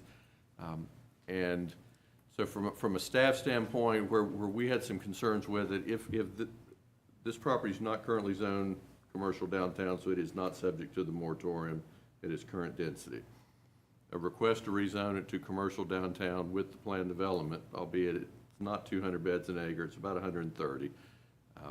With the PD attached to it, if this were approved this way, it would at that point place it in the moratorium from a standpoint that they could not go get permits to build until such moratorium was lifted. But the planned development attached to it, in my opinion, gives him a vested right that if there were to be changes that come out of the moratorium that affected the way we develop multifamily, people that currently have commercial downtown zoning would be affected by those changes. This property would not be affected. They would have vested rights to build what they're building here. And from a staff standpoint, we did not feel like it was the correct professional recommendation to give you during a time that you've asked for a timeout on that type of construction to recommend approval of something that would then be vested before we know what changes may or may not come out of the ultimate reports and studies that are currently being worked on. So those are really the two big things. There was a section in your report that talked about traffic and the traffic study not having been completed yet, and then it went on in that traffic section to talk about a few things that they needed to address. I have talked to Mr. Ressler this morning with regard to that, and that study they have finalized that work with our traffic engineering department, and really the recommendations that you see in conjunction with that section, really specifically looking at, there may be a driveway or two that they're wanting to move, and then there may be some signal timing issues that need to take place at adjacent traffic signals. It would be their responsibility to make those modifications if this were to be approved, and traffic engineering is comfortable with that as a recommendation. So the language in the report that currently reads that we've not completed evaluating the study is no longer valid. We have, and I think they've agreed to what we've asked them to do from that standpoint. But having said all of that, the recommendation from the Planning Commission is still to not approve both the future development map and the rezoning. I mean, it has been pointed out in your report, this is designed and targeted for what appears to be a more mature living group. It does not appear from a design standpoint from what we typically see as a student development from from the way it's put together. There's not the big amenity packages, there's not the big recreational areas associated with it, and they've certainly been clear this is more, intent here is more for condominiums for sale to adults than it is for a rental type situation. But really just, we couldn't get beyond the issue of the moratorium at this point, and then we still have some scale issues with how a development of this size and this location may affect those existing houses immediately across the street on Mitchell Street. So the recommendation is to not approve. Okay, I'm hoping to get some feedback so that if there are concerns that you guys need, the packet was pretty thorough, I thought. I'm assessing it. So far, I have some recommendations I want to ask, but I think it was in the packet about sidewalk trees. There was some of the tree and the planting for the riparian buffer were not addressed in the plan. I think that it is a big change, but the neighbors around it, it's one of those things that the university owns property around it that hasn't been developed yet, up to the top. The steeple that is now with Nucci Space is that white area on that corner there. And then it's basically on the campus side. But I think that the moratorium was part of the difficulties that they had moving past it. And in my mind, I thought the moratorium was for us to address the densities that we have on how to get supplies into our bustling downtown area, how to get the trash and recycling out, the fire marshal, an emergency vehicle things. And this one has addressed all that because it's starting from a clean slate. The fire marshal's part of the report didn't give a glimpse that there were any problems with that. The setback, Brad, can you get to the picture where it shows the rendering to help understand where you do walk in where it's sidewalk level, and then you drive in because of the terrain, and that is giving the, I think a deeper setback from the curb because of that. And there's another picture that's, I think, the first floor there. So see where the gray is, that's the building. So the white is going to be the setback. And then this would be a motor court drop-off underneath, so yes, there is a larger setback to the building wall. So even though it's not terracing as far as the structure, it is set back, and it's not nearly as close as the townhouses across the street, which basically, if they don't pull into their carport, they are blocking the sidewalk over there. And so are the roll carts, but that's another thing. And so, so that I wanted to be clear on that. And they are not in the moratorium; they're just neighbor to the moratorium. Is that correct? They are not in the moratorium right now. If this were to be rezoned, they would at that point be in the moratorium, but not subject to any changes that may come out of the moratorium. And they're not in the downtown. They're not paying the extra. So then would that make them in the downtown I think they development are authority? in the. I think these. And I just Can we learned get this some today. clar- I think they may have opted in to the downtown, the authority district, but that's a different issue than That's right. zoning That's not designation. yeah, okay, so that's why it's not in the report. So I guess I'm interested in hearing everybody else's feedback, and let me see, I'll go Link, Gertz, Dickerson, and maybe Commissioner Neesmith. Oh, you were first, weren't you? Go ahead. Thank you, Madam Commissioner Mayor Neesmith. Pro Tem. A couple of things. One is that I just cannot imagine anything coming out of the moratorium that would affect this. I can't imagine it. Somebody got an idea, tell me what it is. I guess you will, Commissioner Link. I think it was interesting, a couple of emails we got talked about how this was promoting urban sprawl. It's just the opposite.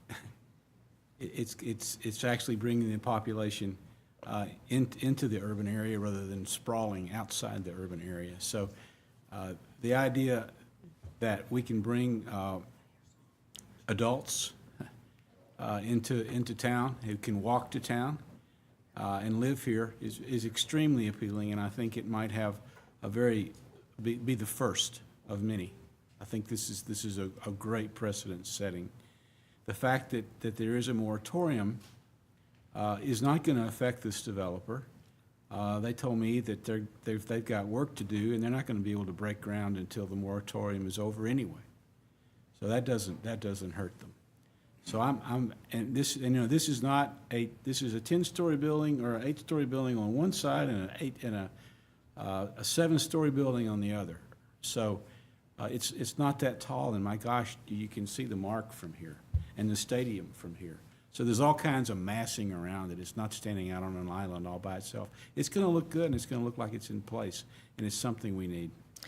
I want to make a comment before we go to Link and then Dickerson and Gertz.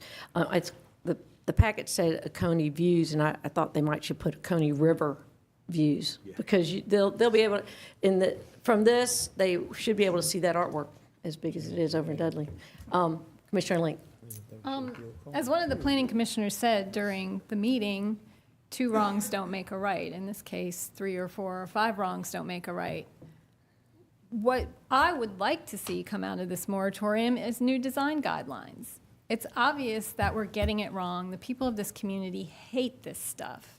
And if you look at some of the comments we get, they may not understand zoning and the function of all this, but they don't like the way it looks and the feel that it has on our classic city. I don't think we can call ourselves the classic city anymore if we keep allowing this kind of stuff. Other communities are doing it right. They're allowing that downtown density, and I've passed around Chattanooga's design guidelines. They have a form-based code that allows this kind of density, but you have upper stories that are set back. You have maximum footprint sizes that allow for some air between building and mandating a little more public space and public interaction with these buildings. This isn't getting it. And we did just talk about the need for planning. Well, we do have a plan for downtown. We have a downtown master plan. Granted, the committee hasn't met in about a year and a half, but this is not on that plan. This is not considered part of downtown in the downtown master plan. Why would we rezone it to downtown? Right now, the zoning at RM2 would allow for about 40 bedrooms. This project calls for over 250. To think about rezoning something to more than 6 times its current density is kind of ridiculous. I mean, granted, I don't think 40 bedrooms is an appropriate zoning. I definitely think we should be getting more density here, but there's got to be a number between 40 and 260 that is more appropriate to this area. As we see, there are townhomes right across the street. And it's a narrow little street. It's going to loom over those townhomes. Right now, I'm not sure if those townhomes are functioning as student housing or as family housing. They certainly have the potential to function as family housing as our community grows. But I don't know if they would with that kind of looming building right outside their front door. We also, when we talk about rezoning, we talk about, well, what are we getting out of this? What need does it meet in the community? And I've heard about the need for this kind of luxury adult housing. I'm not quite sure that need is as great as our need for workforce housing, and we have a study about that. I'm blowing off some dust here in these studies. We have a deliberate need for workforce housing, and I'm not talking about low-income housing. It's been said over and over again that the land prices downtown are so ridiculously expensive, we're never going to get affordable housing. But we could get some moderate income housing. We could get the kind of housing that, say, an associate professor would like to live in.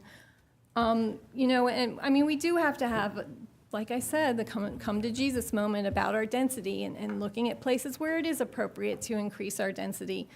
But we need to do that in a really nuanced way, and it needs to be an inclusive community conversation. And certainly bringing more density downtown is a smart growth initiative. And, it was my understanding that the reason for that was to get some cars off the road. Yet we haven't addressed our parking regulations.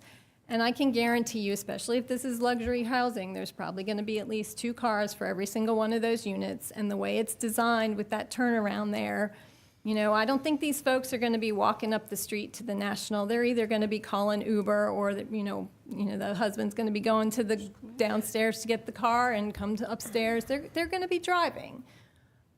So, we have to address that. We can shrink the size of some of these buildings if we bring our parking requirements down, which is what every other city is doing. But also, if we're going to make these kind of changes, we need to put in some regulations for some really sustainable growth. And we have a sustainability plan that's currently being readdressed. And there's a whole section in this sustainability plan, which is now 15 years old, on building and zoning and the kind of recommendations for green building and green growth. And that's the kind of thing we should be asking for in this. So I have a whole lot of things I would love to see come out of this moratorium that would really make for a truly sustainable growth in our downtown. And I hope that we can address them. And this gives us the opportunity to hit that pause button. We know what's coming, and we need to have a really serious, informed conversation about what the best way to allow a little bit more growth downtown without completely ruining the character of our community and still enabling these projects to meet the needs of our community. We don't have any business allowing any kind of large-scale multifamily development until we have an inclusionary zoning policy set in stone in this community. Commissioner Gertz and Dickerson. Thank you, Mayor Pro Tem. I appreciate it. I sort of made it just a sideline of my life here on the commission to try and do some historical digging to see sort of like the long arc of where we've gotten to where we are today. And I mean, among the things that I sent out earlier this week was a downtown study from 1962. And it had some sort of fanciful things in it, but among the things that stood out to me the most was simply the raw population in 1960. So in Athens and Clarke County combined, in 1960, there were 45,000 people. And here we are today in 2017, a little more than 55 years later, knocking at the door of 130,000 people in this community. Obviously, those people have got to go somewhere. And, you know, we've made some deliberate choices in this community, and we've said, you know, we don't want Walton County development and Barrow County development where you sort of have disconnected neighborhoods that are not joined by public amenities, joined by sidewalks, connected by transit, and those kind of things. You know, we've decided, you know, we do want to densify, and that comes with some absolute challenges, but it also comes with some absolute benefits, because when we densify, we make transit more viable.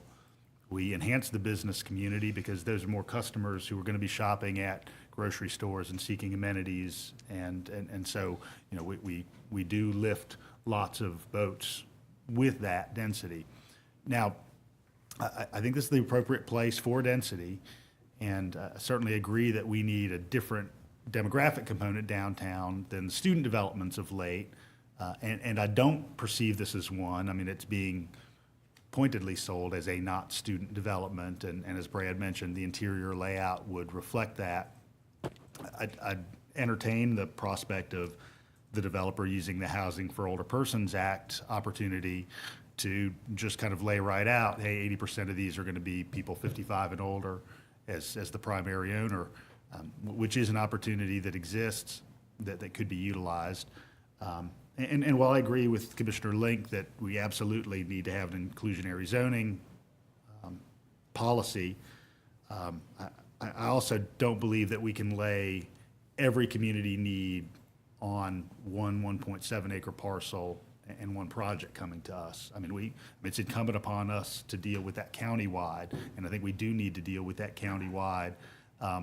But I don't think we need to target individual developments before we deal with it countywide, simply because they're coming to our plate. I do have one little thing that I would like to see on this, just in terms of the aesthetic. You know, there's some balconies. There is a mix of materials.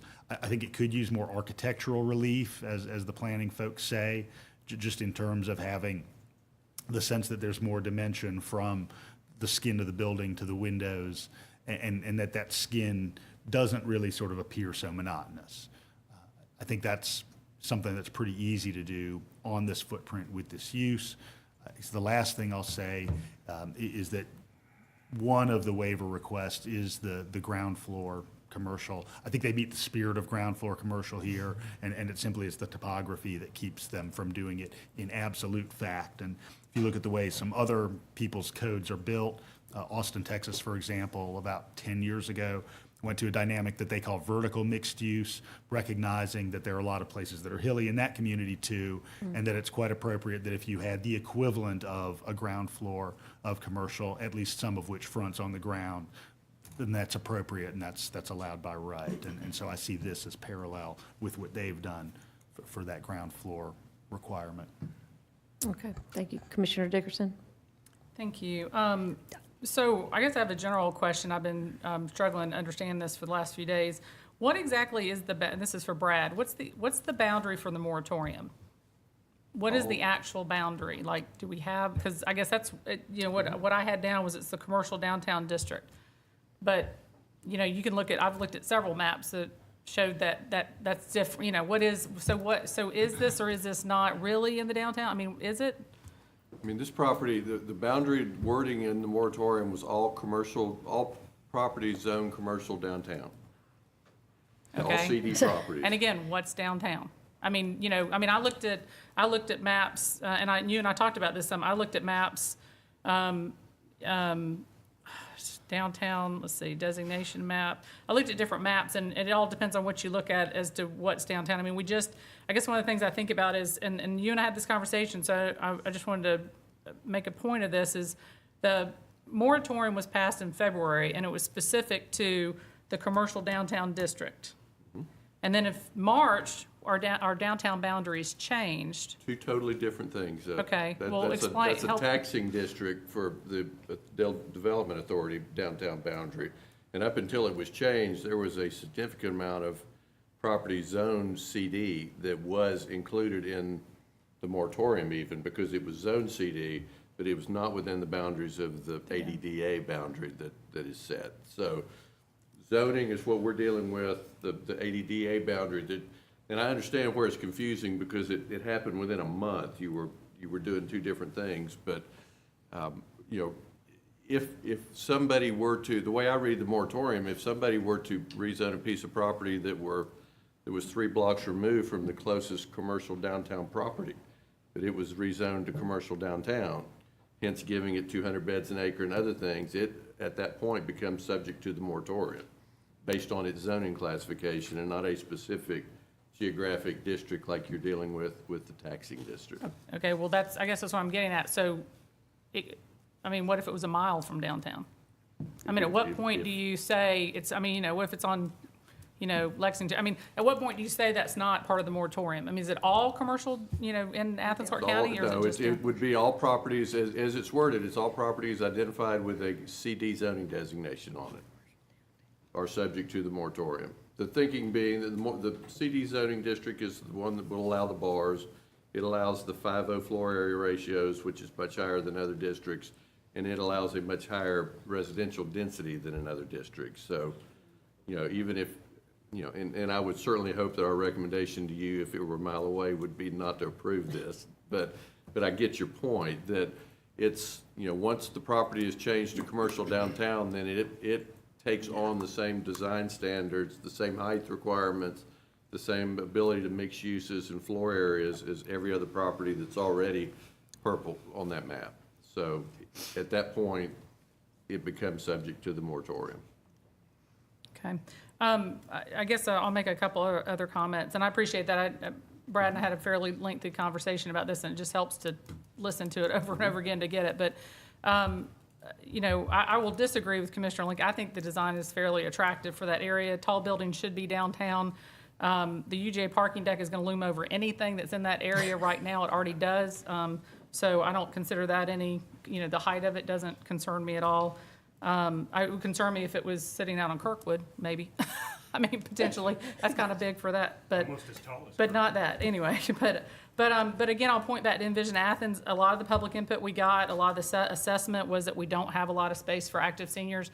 Right now it could be developed as multifamily. The developer's wanting to develop it as, he's saying active senior. I mean, based on what I understand about how much this is going to cost, I guess these days people have, $300,000 or $400,000 are going to spend on their kid to, get a condo. I don't, and I don't know many people that do, but there may be people that will do that. I don't know that we can do anything about that, but I do know that I've run into quite a few people, even at the MLK event that happened back in January. I ran into a couple from San Francisco who came here, and they were looking for something in town. I was trying to encourage them to move to the cool side of town, the east side, but they wanted to be close to the action, and they couldn't afford anything on Boulevard. They couldn't afford anything in Five Points. They wanted to be somewhere downtown. So, I mean, there are markets for this, and I think that's the one thing that we found in the Envision Athens assessment, the target analysis. We don't have this inventory.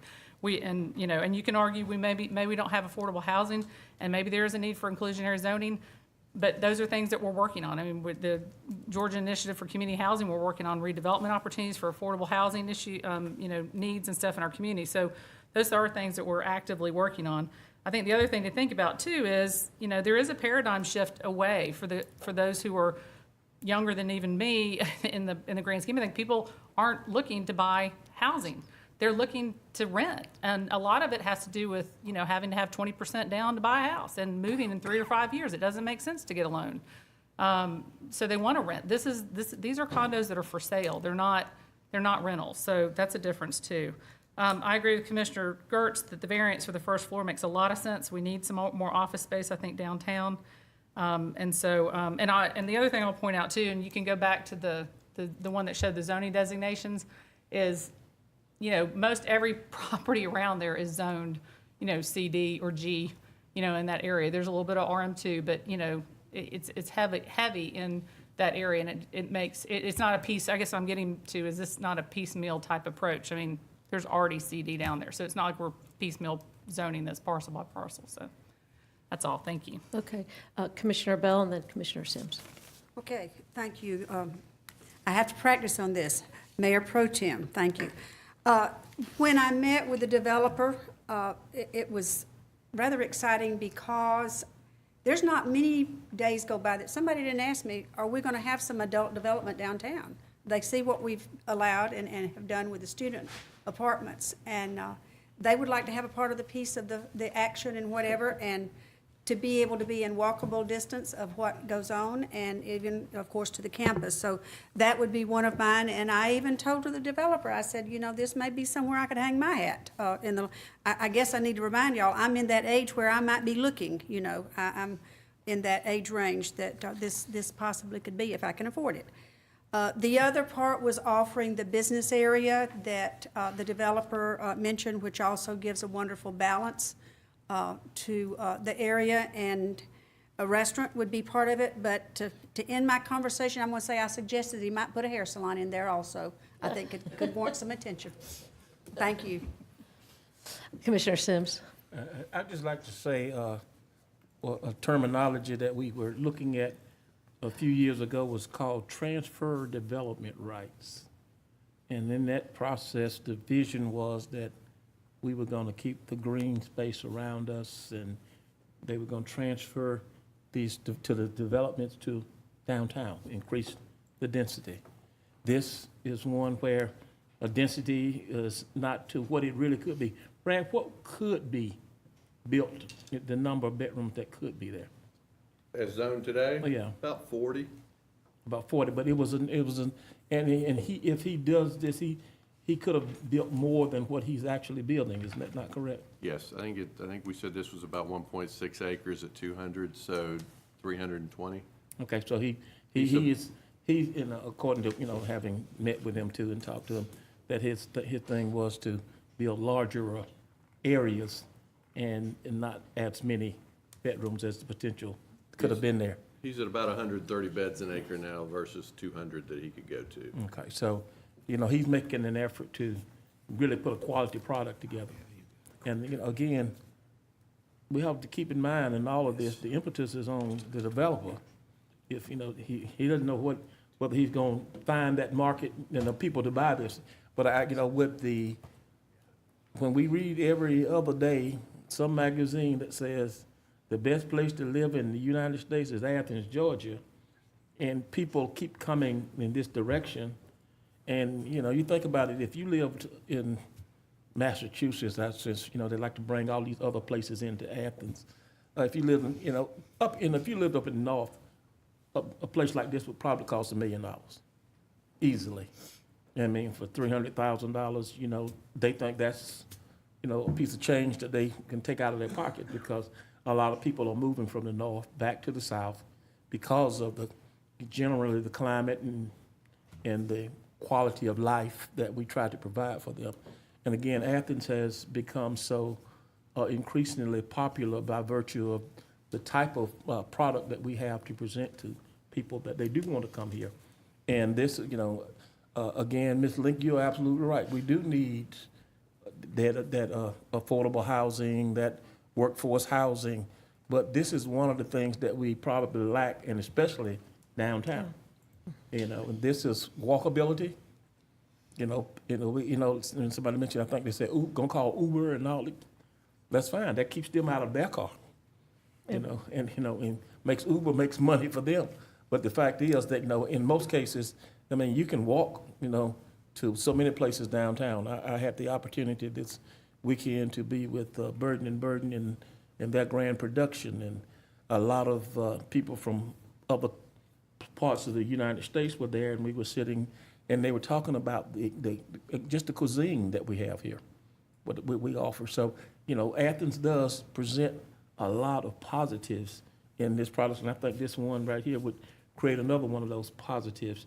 And again, we said we want to get them out the cars. Well, if we put them downtown where they want to be, they'll be out of the cars. Okay, and then, is that everybody? And I also wanted to make sure in the packet that you looked at, there is a, sort of like a construction debris field that's been buried in the back, and so that's gonna be cleaned up. If you look at that, information, that's, as this is being put in, it's taking stuff out that needs to be taken out of that riparian buffer and in the back of that.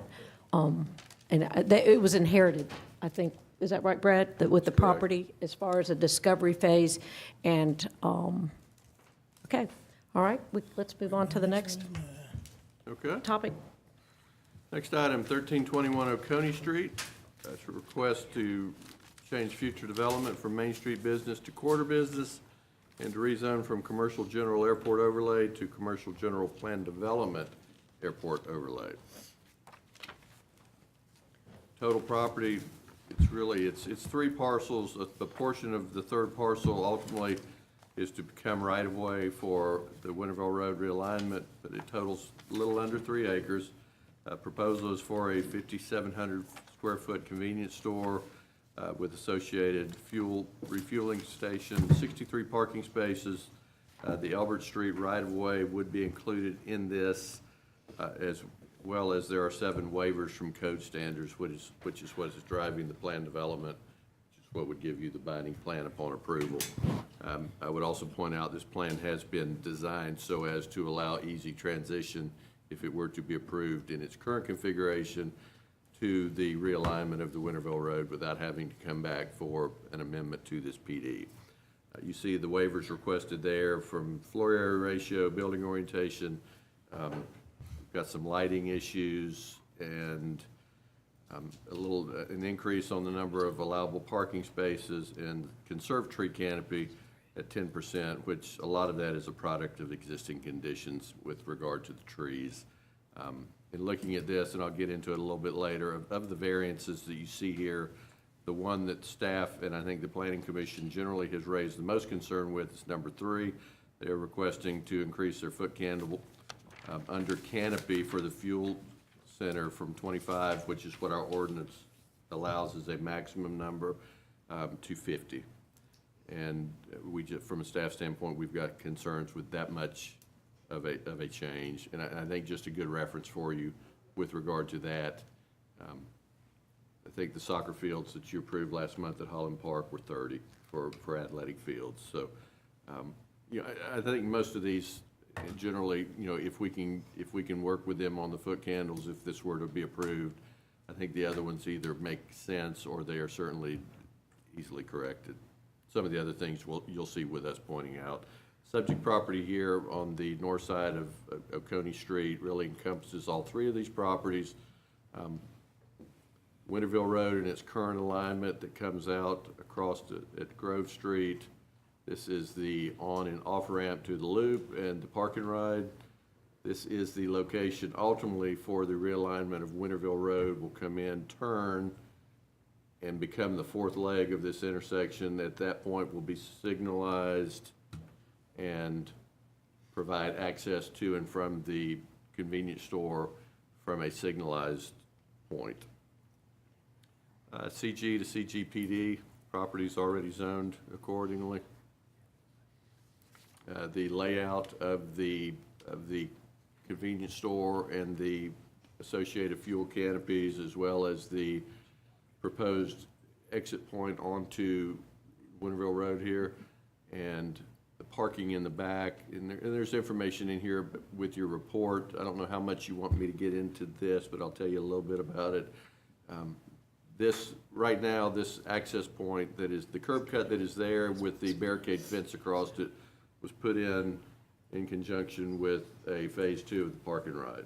It was put in with monies that were earmarked for that, and then when phase 2 was never really built, and the way that the state views, get back to maybe to here, the way the state views this property is considered within an interchange because of where this access point comes out and will go across. They generally do not allow any type of service curb cuts within those interchange requirements. There's been a lot of negotiation between the convenience store, the property owner, and the state, and they do have agreements to be allowed to keep an entrance-only driveway off of Oconee Street if you're westbound into the site, in conjunction with providing these spaces in the back, signed and easily understood that these are public parking spaces that can be used either for transit, they could be used for the park and ride, or for the Firefly Trail. And they have also agreed, as part of their project, to build the pedestrian access with the necessary switchbacks to get up to a plaza area that would get you onto Firefly Trail or off of it at the convenience store, or to a car if you chose to park here to get on it. One of the issues that we had parked out, I think all of these spaces really were identified as public. We simply were, if they are, we would prefer certainly and strongly, and they've agreed to it, that they could extend that sidewalk all the way down to get to all of them here, as well as improve the pedestrian access if these were to be used for transit, which the transit stop is down here. There's not a good marked pedestrian point to get from any of these parking spaces across this entrance driveway to this sidewalk, which gets you down to the transit. Those are details that could be worked out if this were approved, and they've certainly agreed to do that. Elevations of the proposed store. This would be the elevation facing Oconee Street, this being the elevation facing the pumps. And then again, another site plan, and then before we get into the recommendations, I think the biggest issue, other than potentially the lighting, that we had from a staff standpoint, and I told my folks in the office when we were contemplating this recommendation, that this was one that we probably could have recommended to you just as easily with an approval, with a condition that the store can't open until such time that realignment of Old Winterville Road is completed. I think it leaves us in the same spot, which is the spot that we have a lot of concern with right now. Oconee Street is divided median, so the single access in to this site is only for eastbound traffic, and it's only an entrance driveway, meaning any cars exiting the site, whether they choose to go east or west upon exit, everybody leaves here. They come down to Winterville Road, and then if they're proceeding into town like you might do in the morning if you stopped, that's a fairly easy, it's a right turn movement off. But at all other times of the day, or at any time that somebody leaving the site wishes to go to the east side, that's a left turn movement exiting on Old Winterville across the westbound traffic on Oconee. With the traffic light being here, generally that traffic backs up, or anybody wishing to go to this store that is coming from town, it's a left turn movement in this direction. I mean, these are all temporary, hopefully, temporary situations that are being created with the current configuration of Old Winterville. The problem we've got is that we have really no control over how long is temporary. Temporary could be 2 or 3 years, but right now within the MPO construction schedule, which is the state and federal construction schedule for this intersection, which would include this realignment, it could very easily be 5, 6, 7 years before that's completed. And so we could end up in a situation for the next 4 to 5 years. We've got a convenience store that is, I think what we heard from the Planning Commission, they feel like it's a very appropriate use in this location. It's a use that there's very little of on that side of the road coming into town. But in the name of creating the potential traffic problems that it would create, they had a real lack of comfort with that, as did the staff, which is really what led to our recommendation, which was not to approve at this point. We've given you some conditions in the report if there was a desire to go a different way, but we feel real strongly that until such time that Old Winterville becomes the fourth leg of a signalized intersection, this type of a traffic generator and that type of configuration of Old Winterville at Grove will create real problems. And what we certainly don't want to have happen is it's built we've got a problem in 2 years. We're still 4 or 5 years out on a construction schedule with the state to build that road. And then the pressure is on the local government to make the needed changes to alleviate the traffic that's being created. I don't want to get you into that situation from a recommendation standpoint. So that is why we are where we are today. If there are any other solutions, certainly from a standpoint of the potential developer in terms of their ability to build that one portion of the realignment of Old Winterville to get to the signal, that's certainly an option, but we also recognize that's a very expensive proposal to ask them to take on themselves as part of it. So with all of that and with the discussion at the Planning Commission, the recommendations at this point for both the future development and the PD are to not approve, and then those would be the main concerns that I think I've just pointed out to you. Okay, we'll start with Commissioner Sims.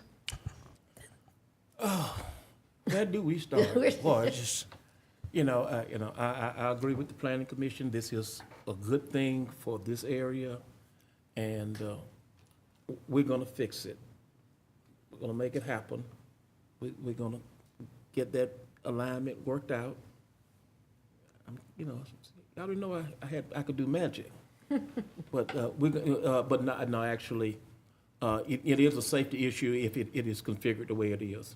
And of course, the Quick Trip people wanted to make sure that they left that area available so that we couldn't have that realignment when it happens. And I've been trying for 25 years to get this realigned anyway. So now it's so maybe this may happen. I talked with the developer earlier this afternoon, and we're going to get together to talk about that very particular portion because it is a very expensive piece that they want to, that they would be requested and required to spend if they spent the money themselves. But right now, they are looking in a positive way about this in terms of wanting to have this happen.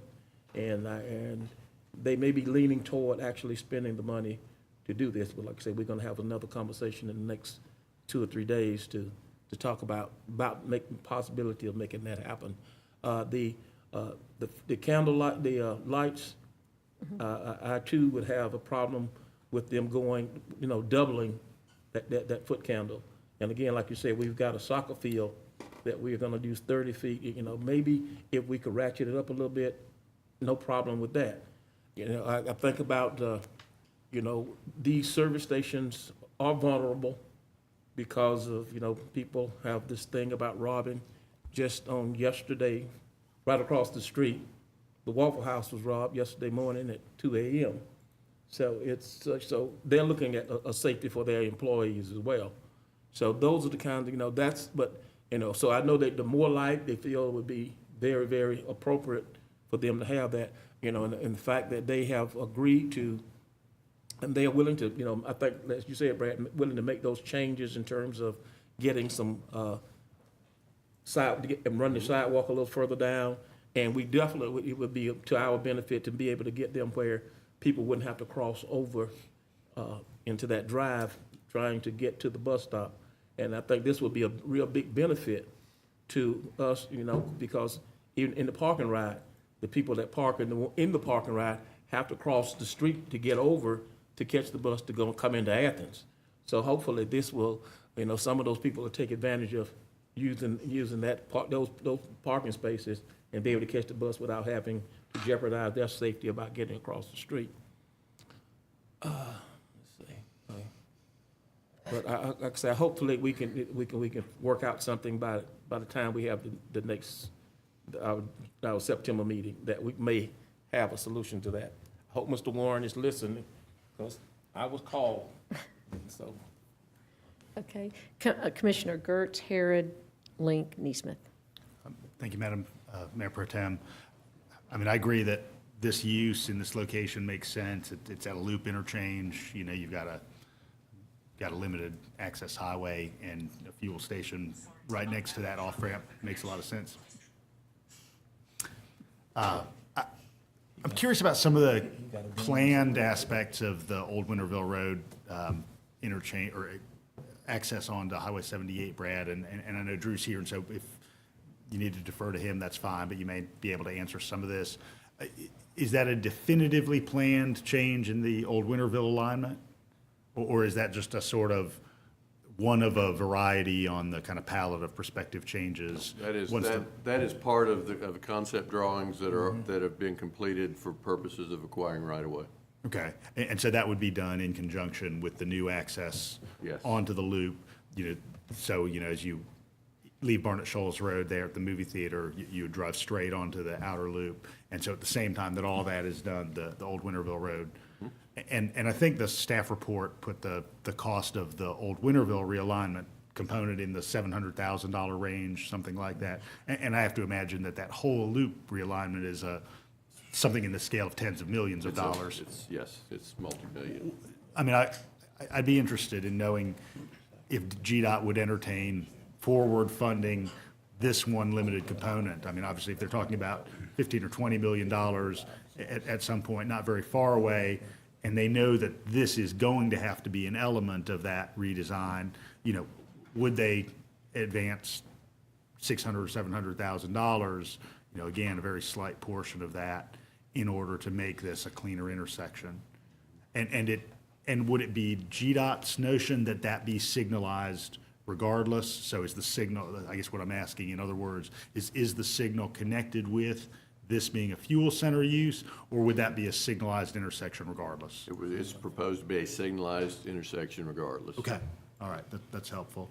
I agree, we need to just use our lighting ordinance. I mean, we have had fuel stations go in very recent history on the corner of Epps and Atlanta Highway that use the current foot candle recommendations.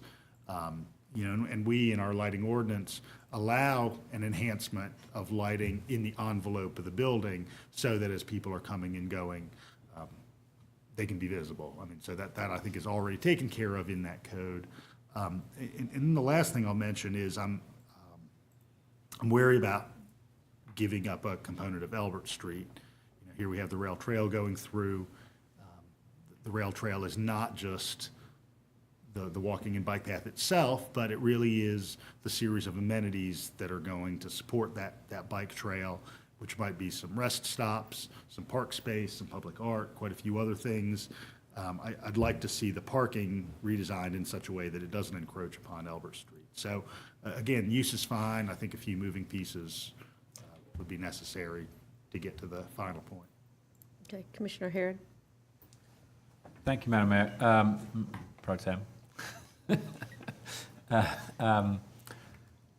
What Commissioner Gertz said just at the end of his comments was actually what I was going to direct my comments to. I mean, in general terms, I don't have a problem necessarily with a project like this in this particular location, but I would be interested, Brad, in learning a little bit more about the intersection between this particular project and what it would mean for the rails to trails, especially giving up control over Elbert Street. And I also agree with what Commissioner Sims and others have said in terms of without realigning that street, it really makes this an impossible project to do. But assuming that could be done, my interest really is how this intersects and what it means for the rails to trails. So could you maybe talk about that a little bit?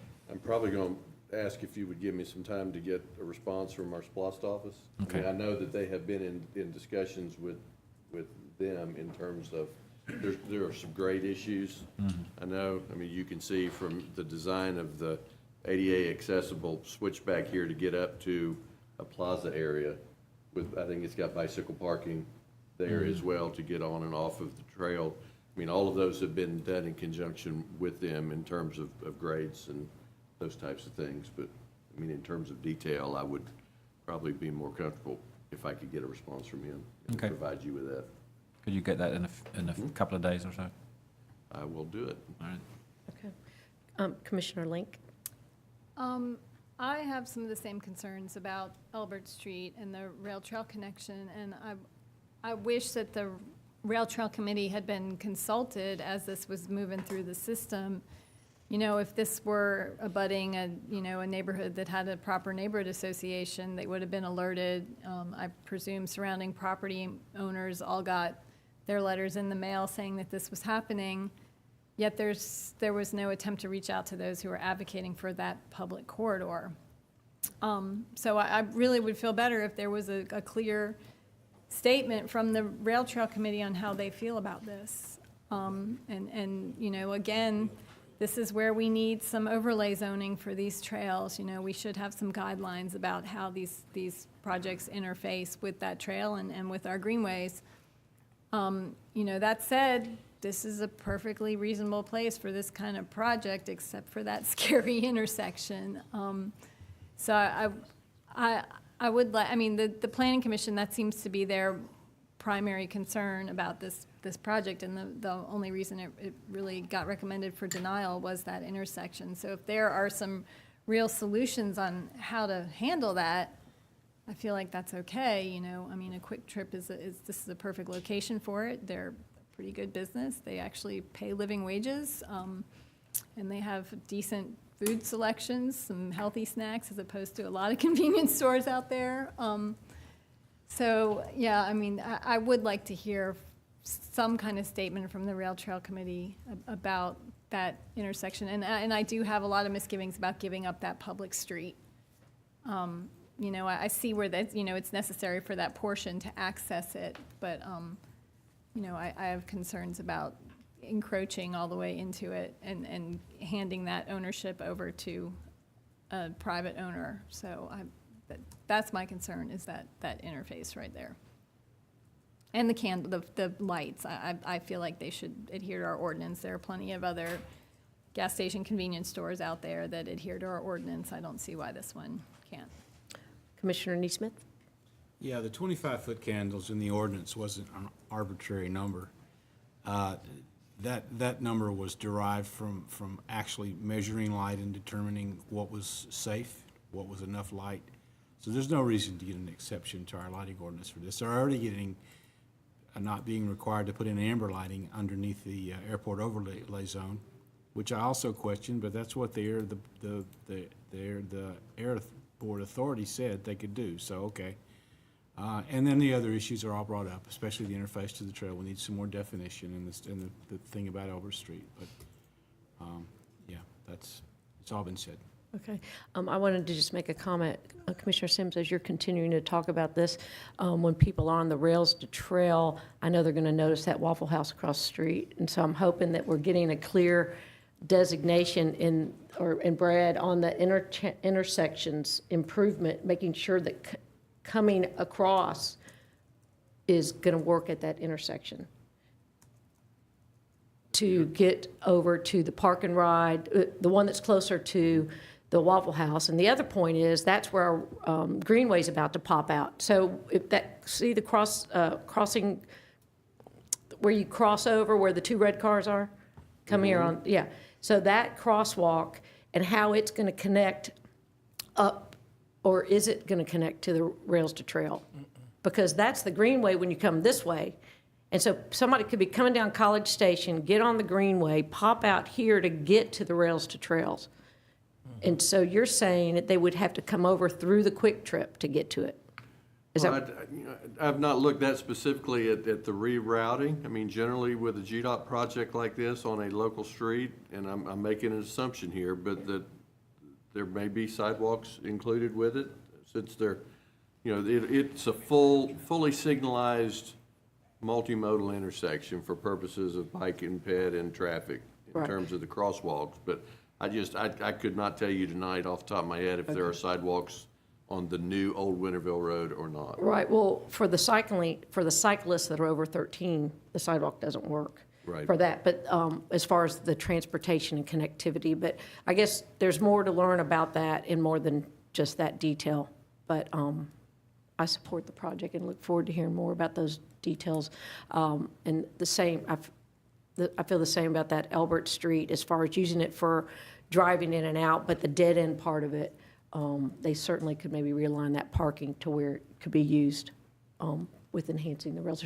And Commissioner Dickerson, I totally forgot once again. Thank you. I had a couple of comments. So up until last month, when the BP opened across from the probation office, there wasn't a single gas station on the north end of 78 from Crawford, Georgia, all the way to Millage Avenue. I mean, that's crazy. And so for those of us coming from the other side, from that side of town, we have to cut across traffic to get gas. On crazy, you know, this would be a great project, I think, for a lot of reasons that have already been mentioned. And I guess my thought is, and I talked to Brad a little bit about this today, but let me get a clarification on this. I'm looking at the picture on this PDF because I took just the single report. I guess it's on page 31 of yours. I don't know what it is on the main packet because I couldn't open the main packet, but it shows the layout and it looks like it would fit on those first two parcels. Did you just say a minute ago that DOT has an issue with giving them the in and out on that section on the first two parcels because the third one's involved? No. Basically, when a project like this is built using the type of funds that were used to build it and for the purpose it was intended to, they're not gonna let you use it for anything else.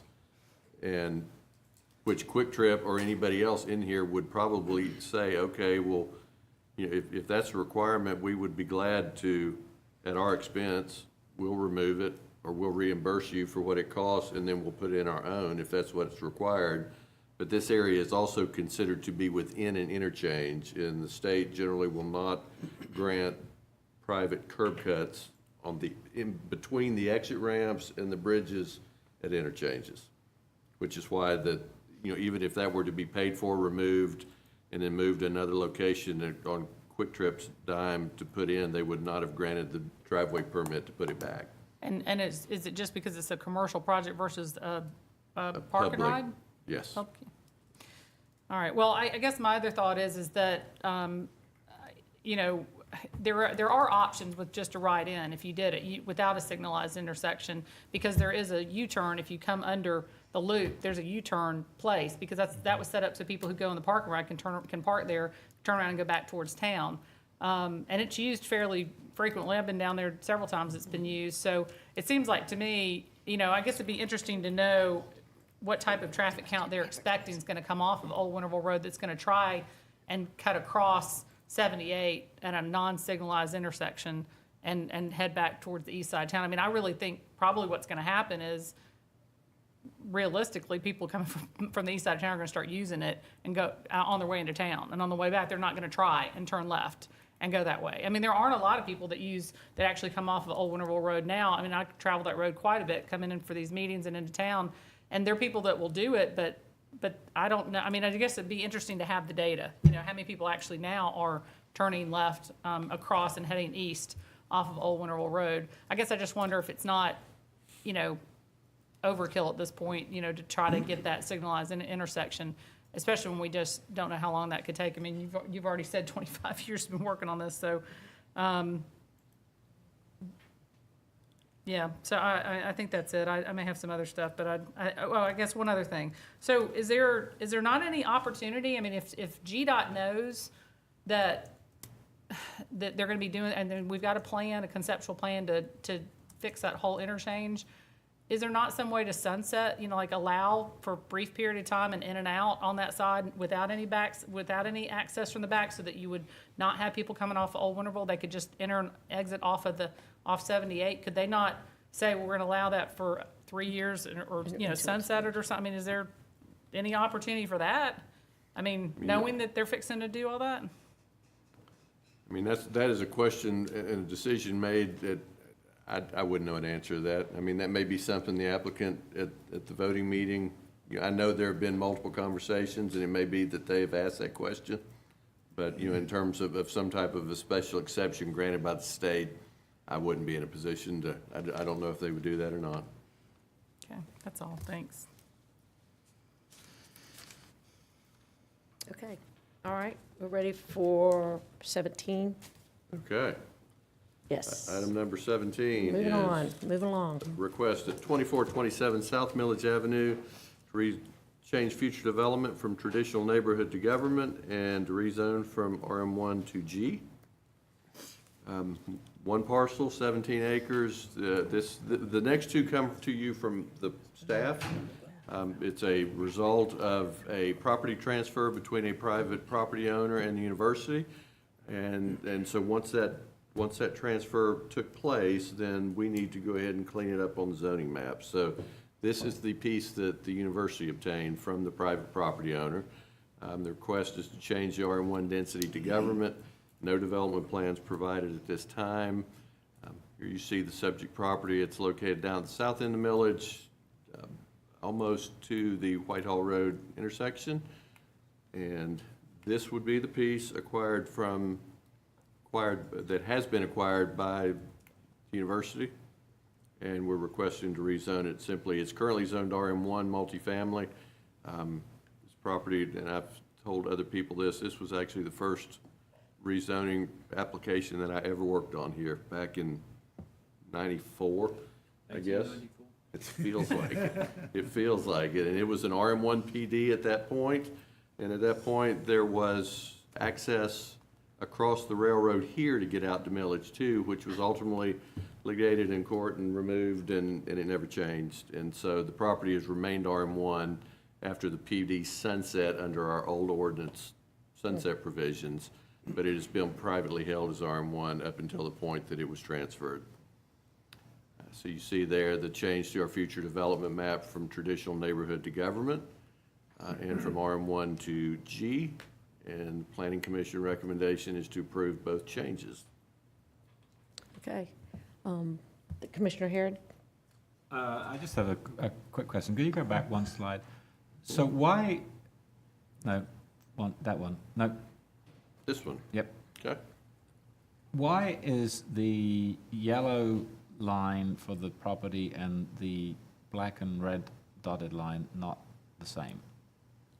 It's just, it is probably a mapping error. Okay, so that doesn't indicate anything other than... No, they're not lining up the way they probably need to. All right, that was all I had. Okay, anybody else? All right, let's see what they swapped it for. Okay, what they swapped it for, which was previously other parks, or currently is other parks and open space, to traditional neighborhood, and from government to RM1 is 9.3 acres. Same deal. This was the piece that the private developer got, and you see it here. The balance of what he currently owns is this. Property only has frontage on the maintenance road that provides access down to the maintenance facility for the golf course off of Millage. You can see we've got the same issue here too, but it's going from traditional neighborhood, or from other parks and open space to traditional neighborhood, and from government to RM1. And the Planning Commission recommendation is to approve, and then approve with condition on the rezone. And this was actually part, as I understand it, of the agreement between the university and the property owner as well. This maintenance road currently is not brought up to minimum Athens-Clarke County requirements. We are requesting it as a condition of approval, given that this will be the access for any development, that this road at a minimum from this point out to Millage be brought up to minimum Athens-Clarke County standards, with sidewalk on one side, which would be on the top side here that moves along out to Millage, and then also a requirement for a left turn lane to be installed on Millage Avenue in conjunction with any development. And the recommendation with that condition is to approve. And this.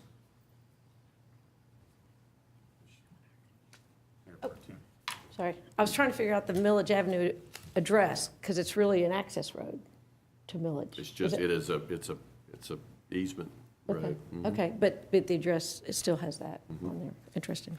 Okay, last item. Oh, I'm sorry, we might want to talk about it. Go ahead. Commissioner Hamby. Just real quick, you were doing so good too. But Thank you. The question I have is Fading. the sidewalk in the road improvement, did I hear you correctly, that does not happen until the development, or some It would be development done in occurs? conjunction with any development of the property. Okay. Yes.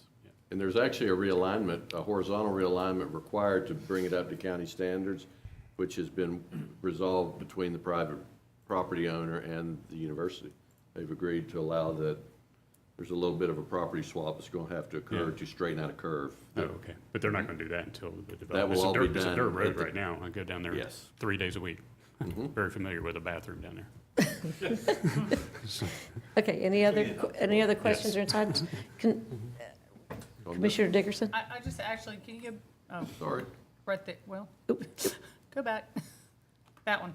So the one that says RM1, is that the 2429? That's not one of, in that, I was looking at the map. This seems like it's the only one left out there.